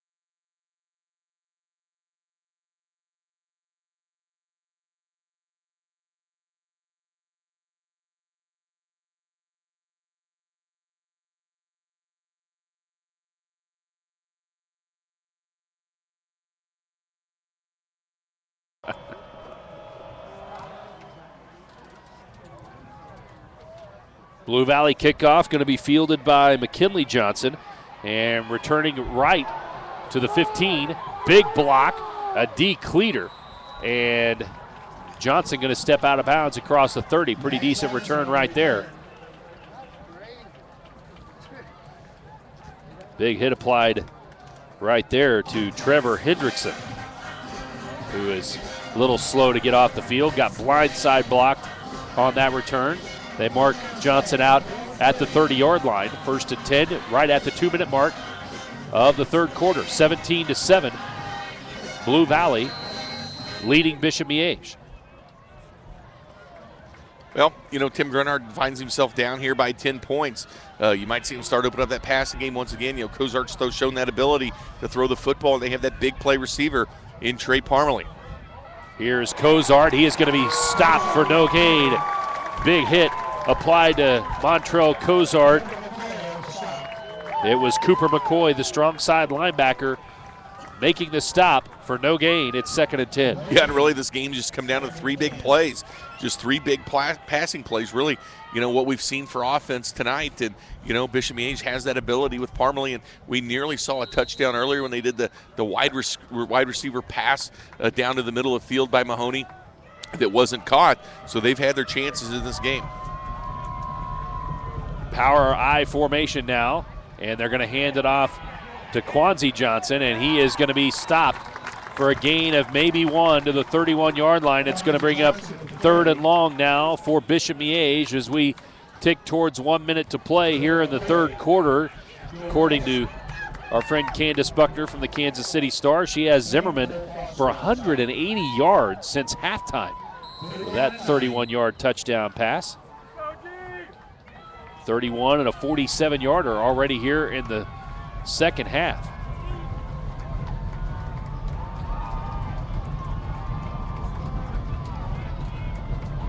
.40 seconds to play, third quarter. 17-7 Blue Valley. It's 3rd and 9 for Bishop Miege. Cozart takes the snap. He's got time in the pocket now, dumps it underneath, and it's caught and then fumbled.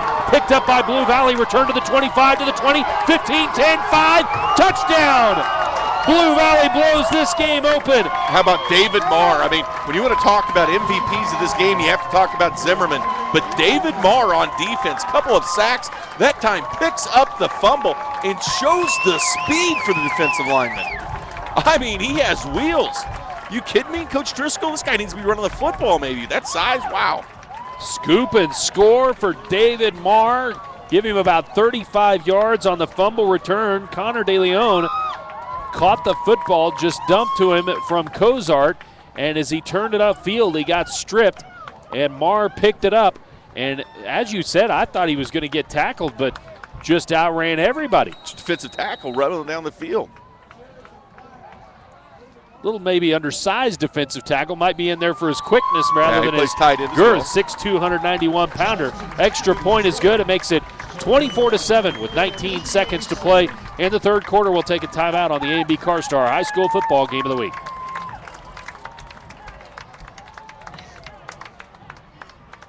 Yeah, I'll get the update after the kickoff. Yes. Correct.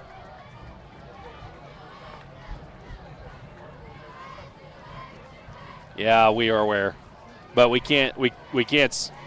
Yeah, we can't sit out here. And you want to go? The Plaza Art Fair closes at 10, so I'm hoping people will start be thinning out and maybe.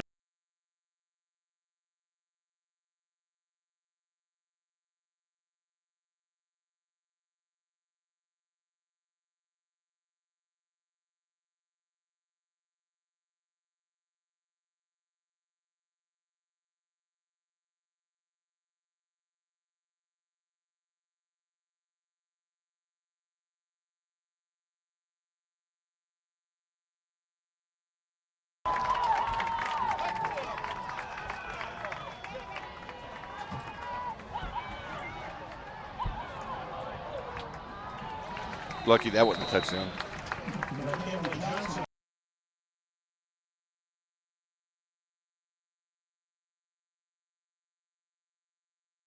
Getting a scoop and score.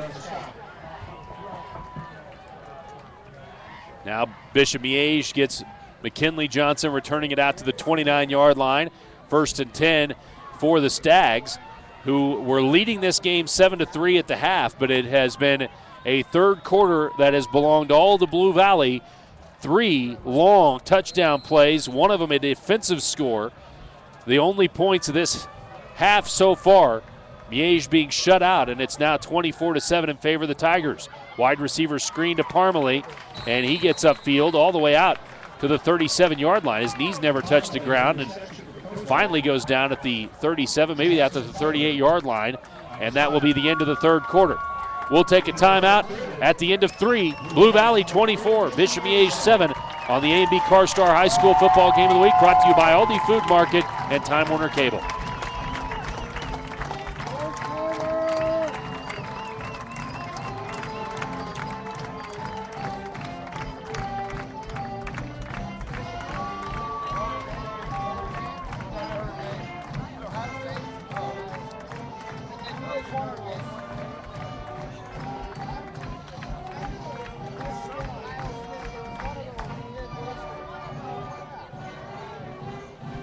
How many passing yards do you have Zimmerman at, Ton? How many passing yards do you have Zimmerman at?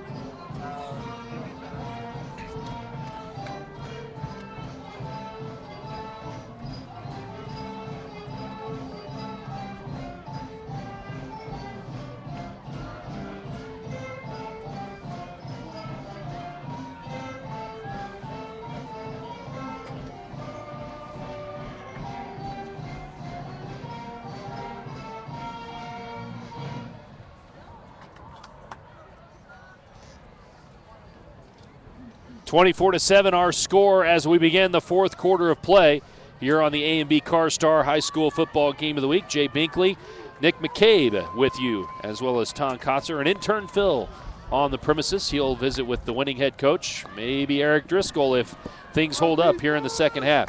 Take the Aldi Food Market Challenge. Buy your groceries at Aldi Food Market. See how much you can save.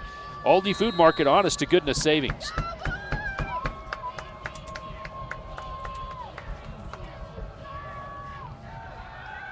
Second and short. Cozart rolling out to his right. He's going to throw against his body, and a pass is popped up into the air and completed. And running down the sideline is Bishop Miege for a score. A touchdown for Adam Novak, the tight end. It was a jump ball at about the 30-yard line. Novak tipped it to himself. The Blue Valley defenders fell down, and then there was nobody left to try and get Novak to the ground.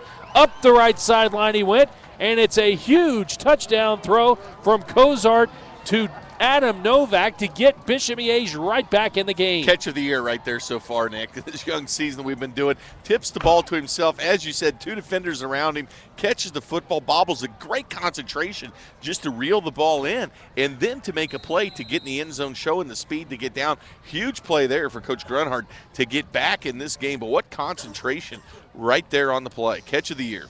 The third quarter belonged to Blue Valley. Here in the fourth, it's starting off right for Bishop Miege. One play into the period, 24-14. Let's check in back in the studio. Jed Marshall has an update for us.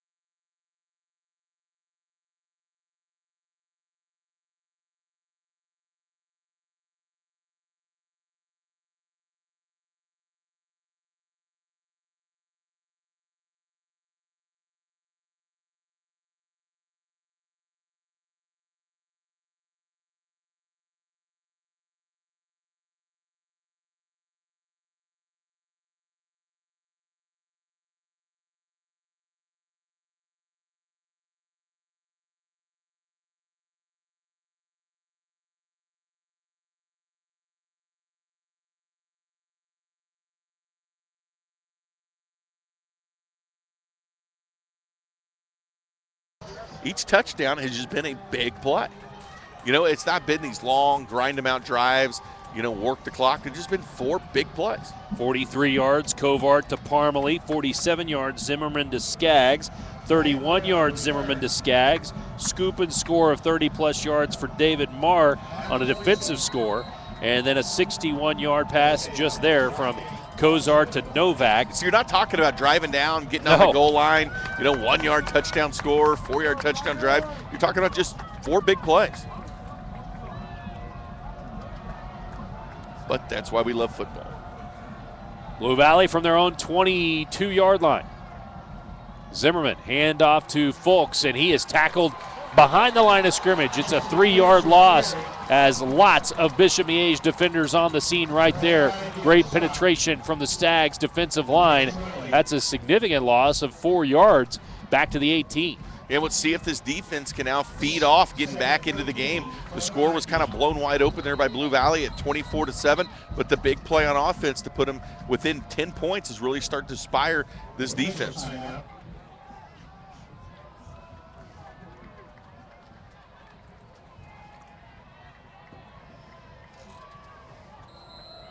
Little equipment timeout. Now we're set to get play back going again. 2nd and 14 for Blue Valley from their own 18-yard line. Zimmerman takes the snap. Quick throw right down the seam. It's incomplete as the tight end could not quite haul it in.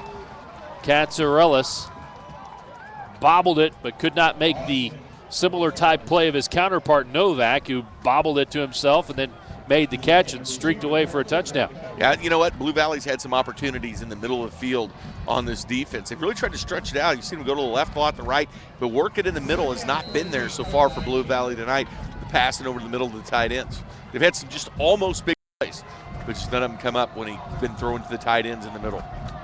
3rd and 14 now, 11 minutes to play, 10:58. 24-14, Blue Valley with the lead. They take the snap. Zimmerman, quick slant pattern is complete, but short of the first down at the 26-yard line.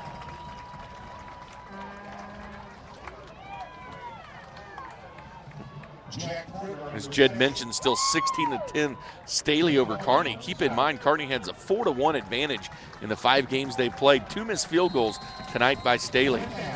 But still 16-10. A bit of a surprise. You know, Kearney's a team that lost to Ozark a couple of weeks ago. So that reception of 8 yards, not enough to move the chains for Blue Valley. They'll have to punt it away on 4th and 6. And Miege could absolutely get right back in this game. Here is the punt from Tristan Perkins. Takes a Miege bounce and will be downed by Foster at the 49-yard line. So Bishop Miege will take over in Blue Valley territory. Short field to work with for the Stags, trying to erase a 10-point deficit. Still plenty of time on the clock. You're looking at, 10 minutes left here in the fourth quarter, and great job by the defense there. You really feed off the emotion of getting that long touchdown play, the pass by Cozart. You come out, play well on defense. Now you're looking at the ball in 49-yard line of Blue Valley. So can the Stags get another big play and get this down to a one-possession game? Cozart will come out in shotgun formation, spread look. It's two wide receivers to either side. He's still got Quanzi Johnson in the backfield with him. Takes the snap, straight drop. Now under pressure, right up the middle, and he's dropped. By guess who? David Marr with the sack of Cozart all the way back at the 43-yard line. It's a loss of 8. I have David Marr now for 3 sacks in the game, plus the recovered fumble for a touchdown. I mean, not just a recovered fumble. It's not like he fell on it in the end zone. Scoop and score, return of 35 yards. Showed the wheels.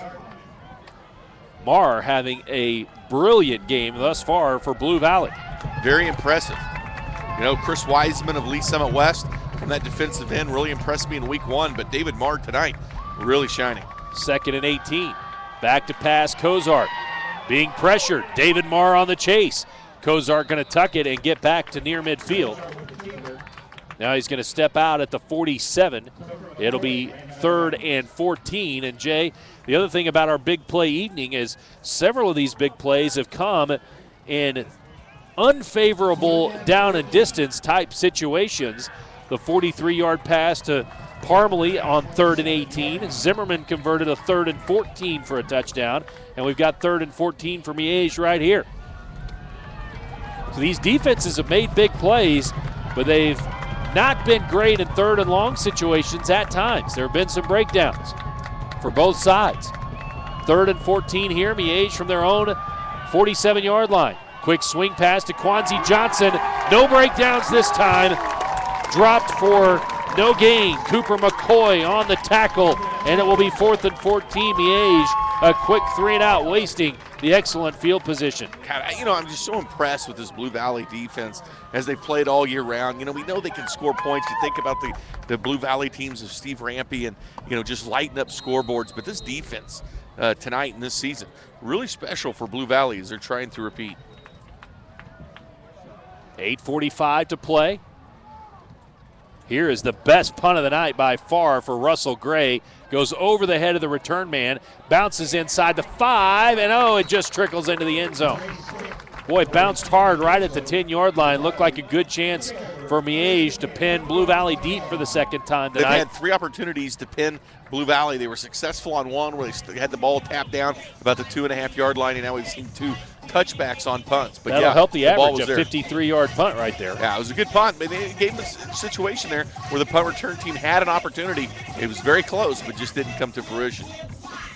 So a 1st and 10 for Blue Valley at their own 20. Still a net of 33 yards. That's not bad for a punter who averages 33 yards a kick. Not net, but gross.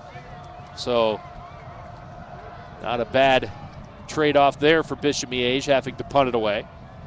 Now they just hope to force Blue Valley 3-and-out and maybe get it back with good field position once again. Stretch play right side, Folks though, running room. First down and more to the 35, cuts it back to the middle of the field. He's to midfield, to the 40, up the left sideline, cuts it back again at the 35. And he's finally brought down at the 21-yard line. How about Timmy Mahoney sticking with the play and finally makes the tackle, but it's 59 yards downfield. And here was the best part about it, Nick, just the read and reaction. I mean, he had to change and switch gears, man. It's like construction on the highway. Which direction do I go? Because he was stopping, switching fields, but he kept looking of where he was going. That's what I liked about it. He was waiting for blocks also to set up down the field and then really working. I mean, he was staying patient all the way down the field, using his blocks, but watching all the time for the open lanes. Huge run there for Folks. I mean, when this guy has shown some explosiveness when he's gotten outside, it just had a little bit of space. Talk about flipping field position. A 58-yard run officially for Folks. Play action pass, lateral. That should be a fumble. It goes out of bounds. That had to be a lateral. So they should mark this out where the ball went out of bounds. That's an 8-yard loss back to the 30. Officials right on top of it.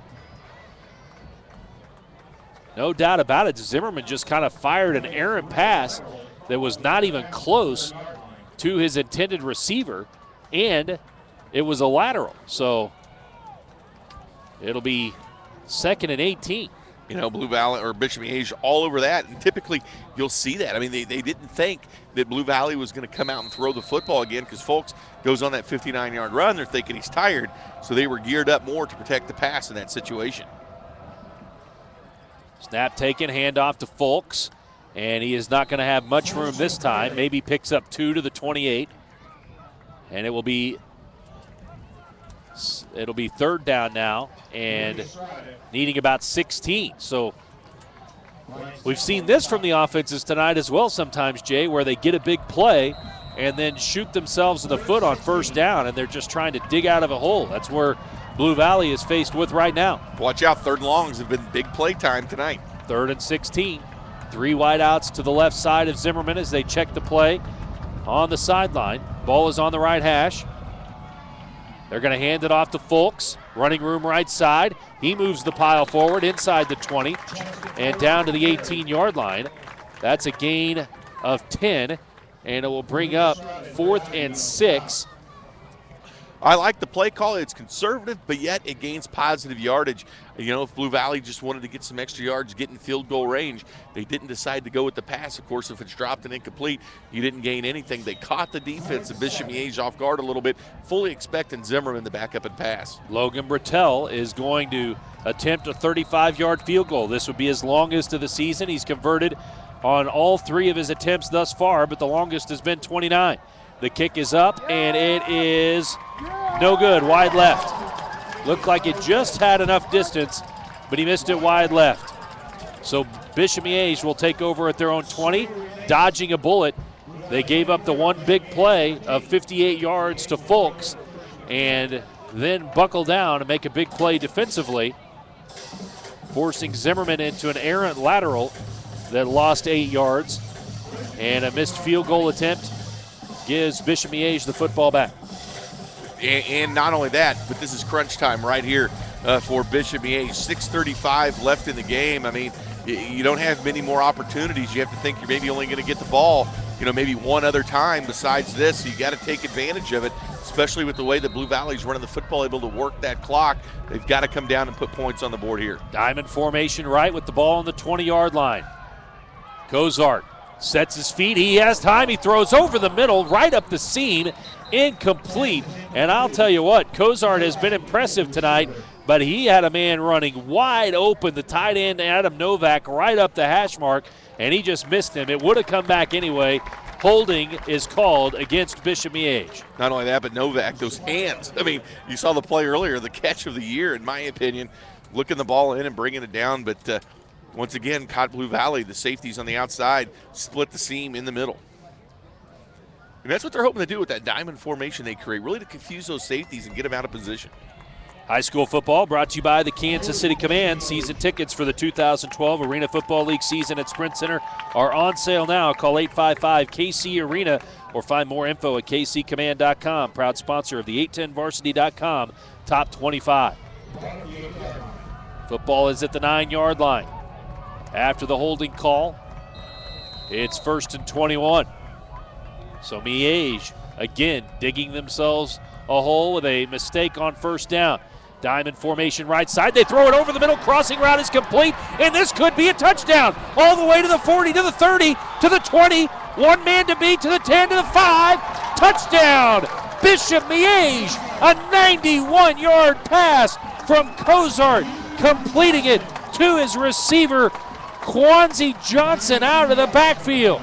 Yeah, nobody picks up Quanzi out of the backfield. Like you said, they had the safety split to the outside. Linebackers look and run and caught him. And Cozart, he might have missed on Novak earlier play before, but on the money and showing the speed, Quanzi Johnson. How about this, Nick? Guess what? Another big scoring strike. Not talking about little scores here. We're talking about huge plays tonight in this game, and that's exactly what they need. They started the possession at 6:45, 6:17 still on the clock, so they wasted no time putting points back up on the board. The third quarter belonged to Blue Valley. 3 touchdowns unanswered. But so far, Bishop Miege with big plays in the fourth quarter. An extra point makes it 24-21 with 6:17 to play. Stags within 3 on the A&B CarStar High School Football Game of the Week.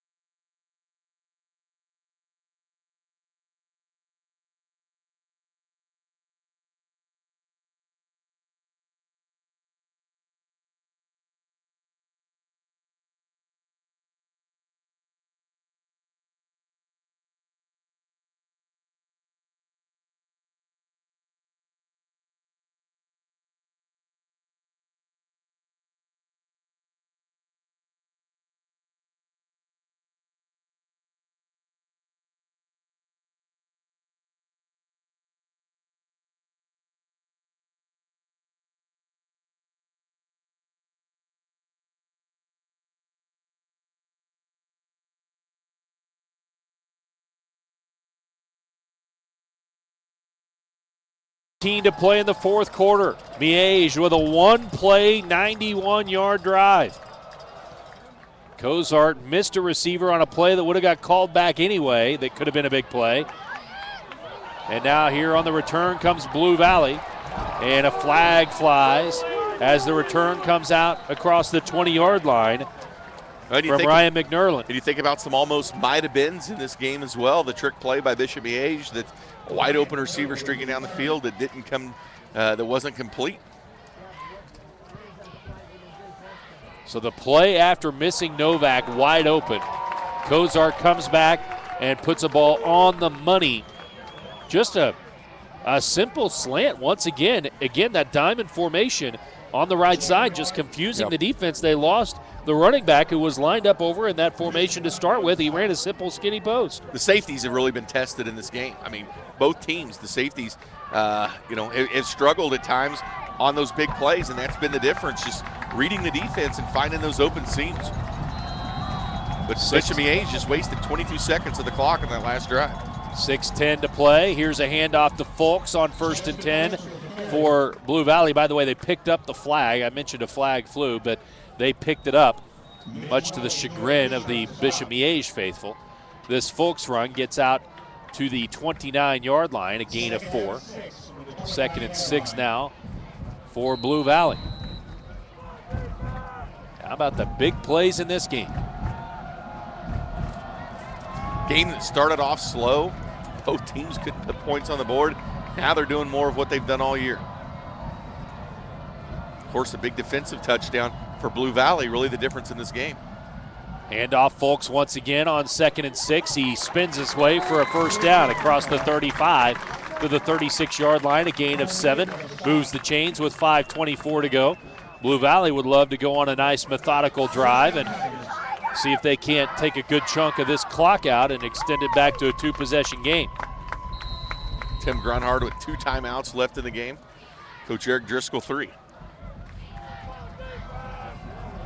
Unofficially, Cozart with 255 passing yards after that 91-yard strike on the last play. Eric Driscoll just 1 loss in his head coaching career. Comes in 15-1. Here goes Folks once again, and Folks gets to the 40-yard line. Another nice little 4-yard gain on first down. It'll bring up 2nd and 6 as we dip under 5 minutes to play. It's always tough to replace a legend at a high school, someone that's had so much success. But a lot of times, teams go in-house. They go in-house and bring somebody that's been on the staff.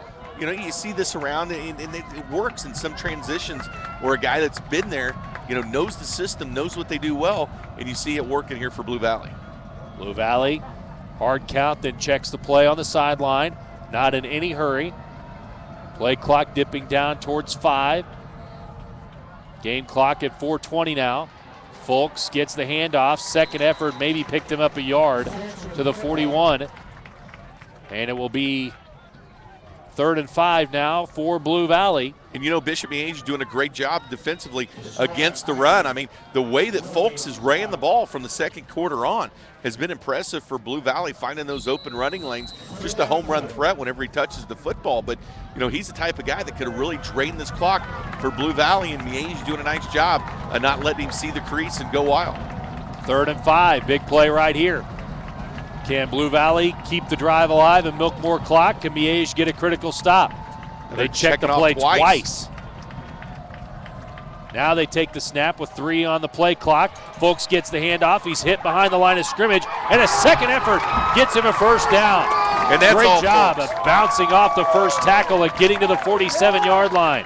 And that's all on Folks right there. The defense read the play perfectly. That was just Folks using his power, breaking the tackle, getting that extra help for the blockers. But Bishop Miege was there to stuff the play defensively. They were in the right spot. Miege with 2 timeouts left. Not forced to use them yet as we dip under 3.5 minutes to play. Blue Valley, no trickeration in this particular drive. It's been all Justin Folks so far. Is trickeration a word? No, but it's in the lexicon, which is a word. And a bit fancy one at that. Here's a snap to Zimmerman. Handoff, Folks once again, and good running room over the right side. Big hole blown open over the right side of that offensive line into Bishop Miege territory. 6-yard gain on first down. And Blue Valley will take 6-yard runs all the way down the field and win this game by 3. They'd love that. Eric Driscoll will take that if offered right now. 2nd and 4.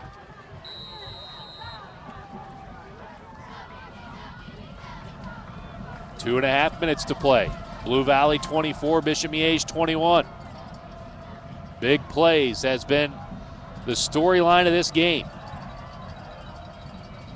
Checking the play on the sideline twice now. Under 5 on the play clock. They snap it, hand to Folks, right side again. First down again. Folks breaks another tackle all the way down inside the 30-yard line. What a run there from Justin Folks, all the way down to the 27, a 20-yard pickup. 20 yards when the defense knows what's coming, Jay Binkley. Yeah, just at 181 pounds. And again, I like to say guys running bigger than what they are. You know, Folks running like he's a 220-pound fullback. The most impressive thing what Folks did, put 2 hands on the football. Bishop Miege going out there trying to do the hatchet on the hands to get the ball loose, but Folks tucks it in because this is a guy that fights for extra yardage. And sometimes with guys like that, you know, they have a tendency maybe to lose the football. So just trying to stretch out and get the extra yards for their team. Folks did a nice job of tucking the ball away in and just driving forward. Blue Valley still a spread look. 3 wide receivers out to the left side, but they've been running it exclusively with Justin Folks.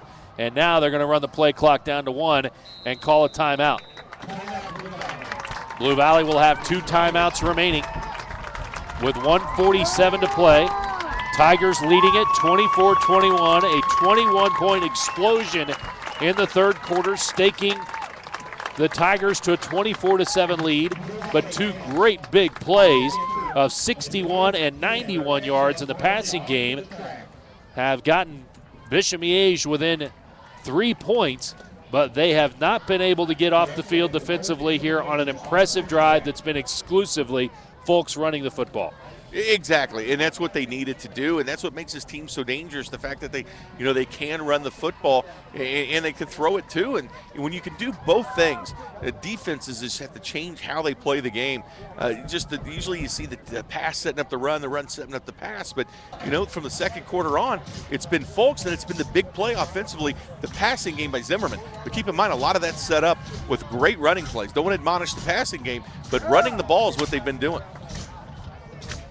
High school football game of the week presented in part by Time Warner Cable Metro Sports. Catch high school football in HD only on Metro Sports, exclusively from Time Warner Cable. Blue Valley with 1st and 10 at the 27-yard line. Now a bunched up power formation. They'll run it right again with Folks. Folks getting to the 20-yard line. A gain of 7 on that run. And again, Blue Valley getting yards in chunks despite Blue Valley not doing anything tricky at all. It's Bishop Miege knowing what is coming, and they still haven't been able to stop the power running game thus far from Blue Valley, a team not known for their power running game. No, but a team leading the EKL in rushing. You thought, okay, maybe Blue Valley leads the league in passing. No, that's Bishop Miege, but Blue Valley on the ground and defensively. If they can continue to play the way they've done tonight and take nothing away from Bishop Miege ever, this is a team that's going to go to the playoffs. This is a team that could go deep into the playoffs. A rematch of these teams could go either way. 1:42 to play in the fourth quarter, and Bishop Miege did spend a timeout. They have just one remaining, down 24-21. Blue Valley 1 first down away and facing just 2nd and 2. 1 first down away from icing this game. Follow our high school football coverage team here on Twitter at A10 Varsity, at KC Nick McCabe, and at 3 Guys in a Garage. I've been Where did you come up with the name at KC Nick McCabe? I mean, that's just brilliant how you use your name in your Twitter account. Well, yeah, I mean, you are your own entity. My name is Nick McCabe, and I am from Kansas City. Yeah.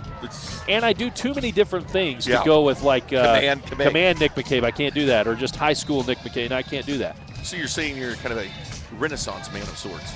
I am not saying that. I'm saying I'm diversified. I'm like a stock portfolio. Is that in the lexicon? Yes. 2nd down and 2. Blue Valley 2 yards away from potentially icing this game. Bishop Miege with just 1 timeout remaining. Wide receivers right and left, a 2 tight end set. Now they'll send the tight end in motion to the right side to help block. And Folks dancing around in the backfield and then bounces it outside, and he got the first down to the 15. Boy, I thought Folks hesitating was going to get him in trouble, and I thought he was going to get thrown for a loss, but then just incredible acceleration when he decides to go. 0 to 60 time is very good for Justin Folks. Have you seen the way that he's using the blocks, though? He's patient. He's a patient runner. Yeah, he can hit the hole fast, but he's also patient as well and lets the lineman set up. Too many times you see guys just try to bust to the hole and get there as fast as they can, but he's setting up his blocks, and that's what's enabling him to get the extra yardage. 1:30 to play in the fourth quarter, and Blue Valley has it 1st and 10 at the 15 of Bishop Miege. Great game. Fans got their money worth tonight. Miege not calling a timeout here. And it looks like Blue Valley will when they run the play clock down to 1:11 to go in the game.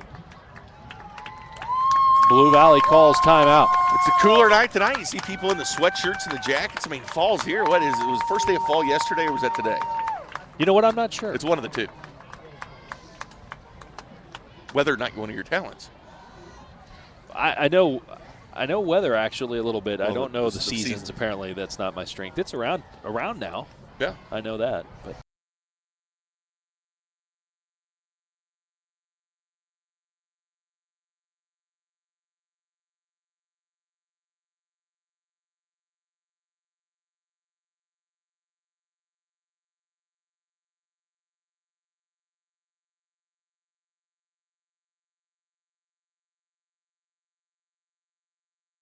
here in the fourth quarter, and Blue Valley probably pretty much iced this game. They might be able to come out here in victory formation. There might be just a few too many seconds left. And this is going to be one of those games where the coaches look at it and, oh, man, we barely missed this one. The big plays. Yeah. Eliminating the big plays. Both teams had them, and, a lot of times you can't do anything about it. Just people made plays, found their way open, and, you look at this game on film and you just think of what ifs. And it looks like Blue Valley is going to come out in victory formation. Coming up after our broadcast, we'll wrap this one up, and then we'll send it to nachos, baby. Jed Marshall for anchoring our high school football scoreboard show Friday Night Live. Zimmerman takes his time and then takes a knee. Got no pressure from the Bishop Miege defense. He wanted to kill a couple of seconds there, and the Miege defense just kind of conceding. Just everybody stood up, so Zimmerman didn't take a knee for a while, burned a few seconds off. 1:07 to go. Bishop Miege calls their final timeout. He could have maybe dragged that one out just a little bit.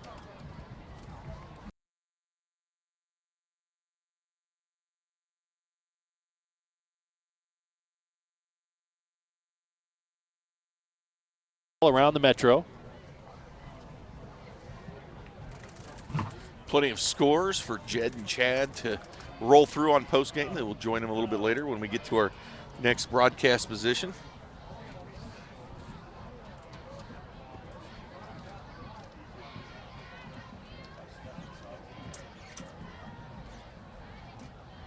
Coach Tim Grunhard, 2009 state champion, has his team up and ready to roll this year. 6-4 year last year, nearly beating Blue Valley in the playoffs. And Coach Grunhard learned his coaching at St. Pius under Rick Byers. He's won a couple state championships himself at St. Pius. And under his tutelage, learned how to coach the game from playing the game.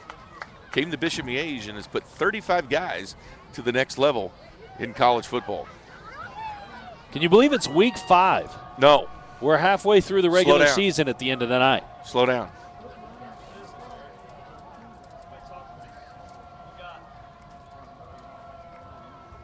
It is going to be 2nd and 10 for Blue Valley. Trying to run out the clock here. And now we're going to have a flag. Blue Valley thinks they can run out the clock, and I believe they can. They just burn a few extra seconds.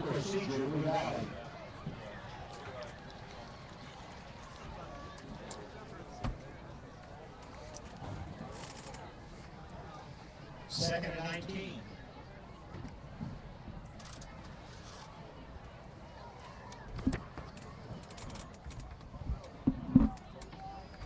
Morgan Stewart has now run for another 25-yard touchdown, 35-yarder, as Staley has opened their lead up to 22-10 over Kearney.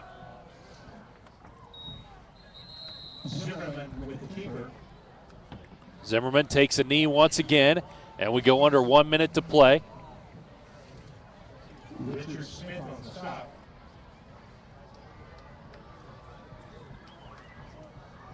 Took the knee back at the 21-yard line. And Blue Valley will take 2 more snaps. And the game will be over. Well, Big win on the road here for Eric Driscoll. Take 1 more snap, and the game will be over. It's 3rd down. But 1 snap is all they need. Zimmerman to the line. Down to his knee he goes. Gets hit there at the last second. And that will be the end of the ball game. Blue Valley uses an explosive 3rd quarter. All 3 of their touchdowns coming in the 3rd period of play. And then they hold on for a wild 4th quarter and win the game. 24-21 your final.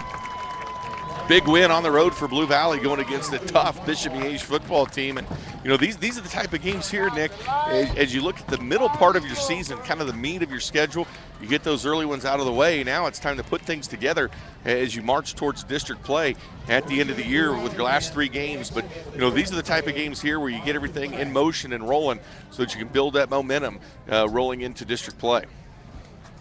We'll take a quick timeout and come back with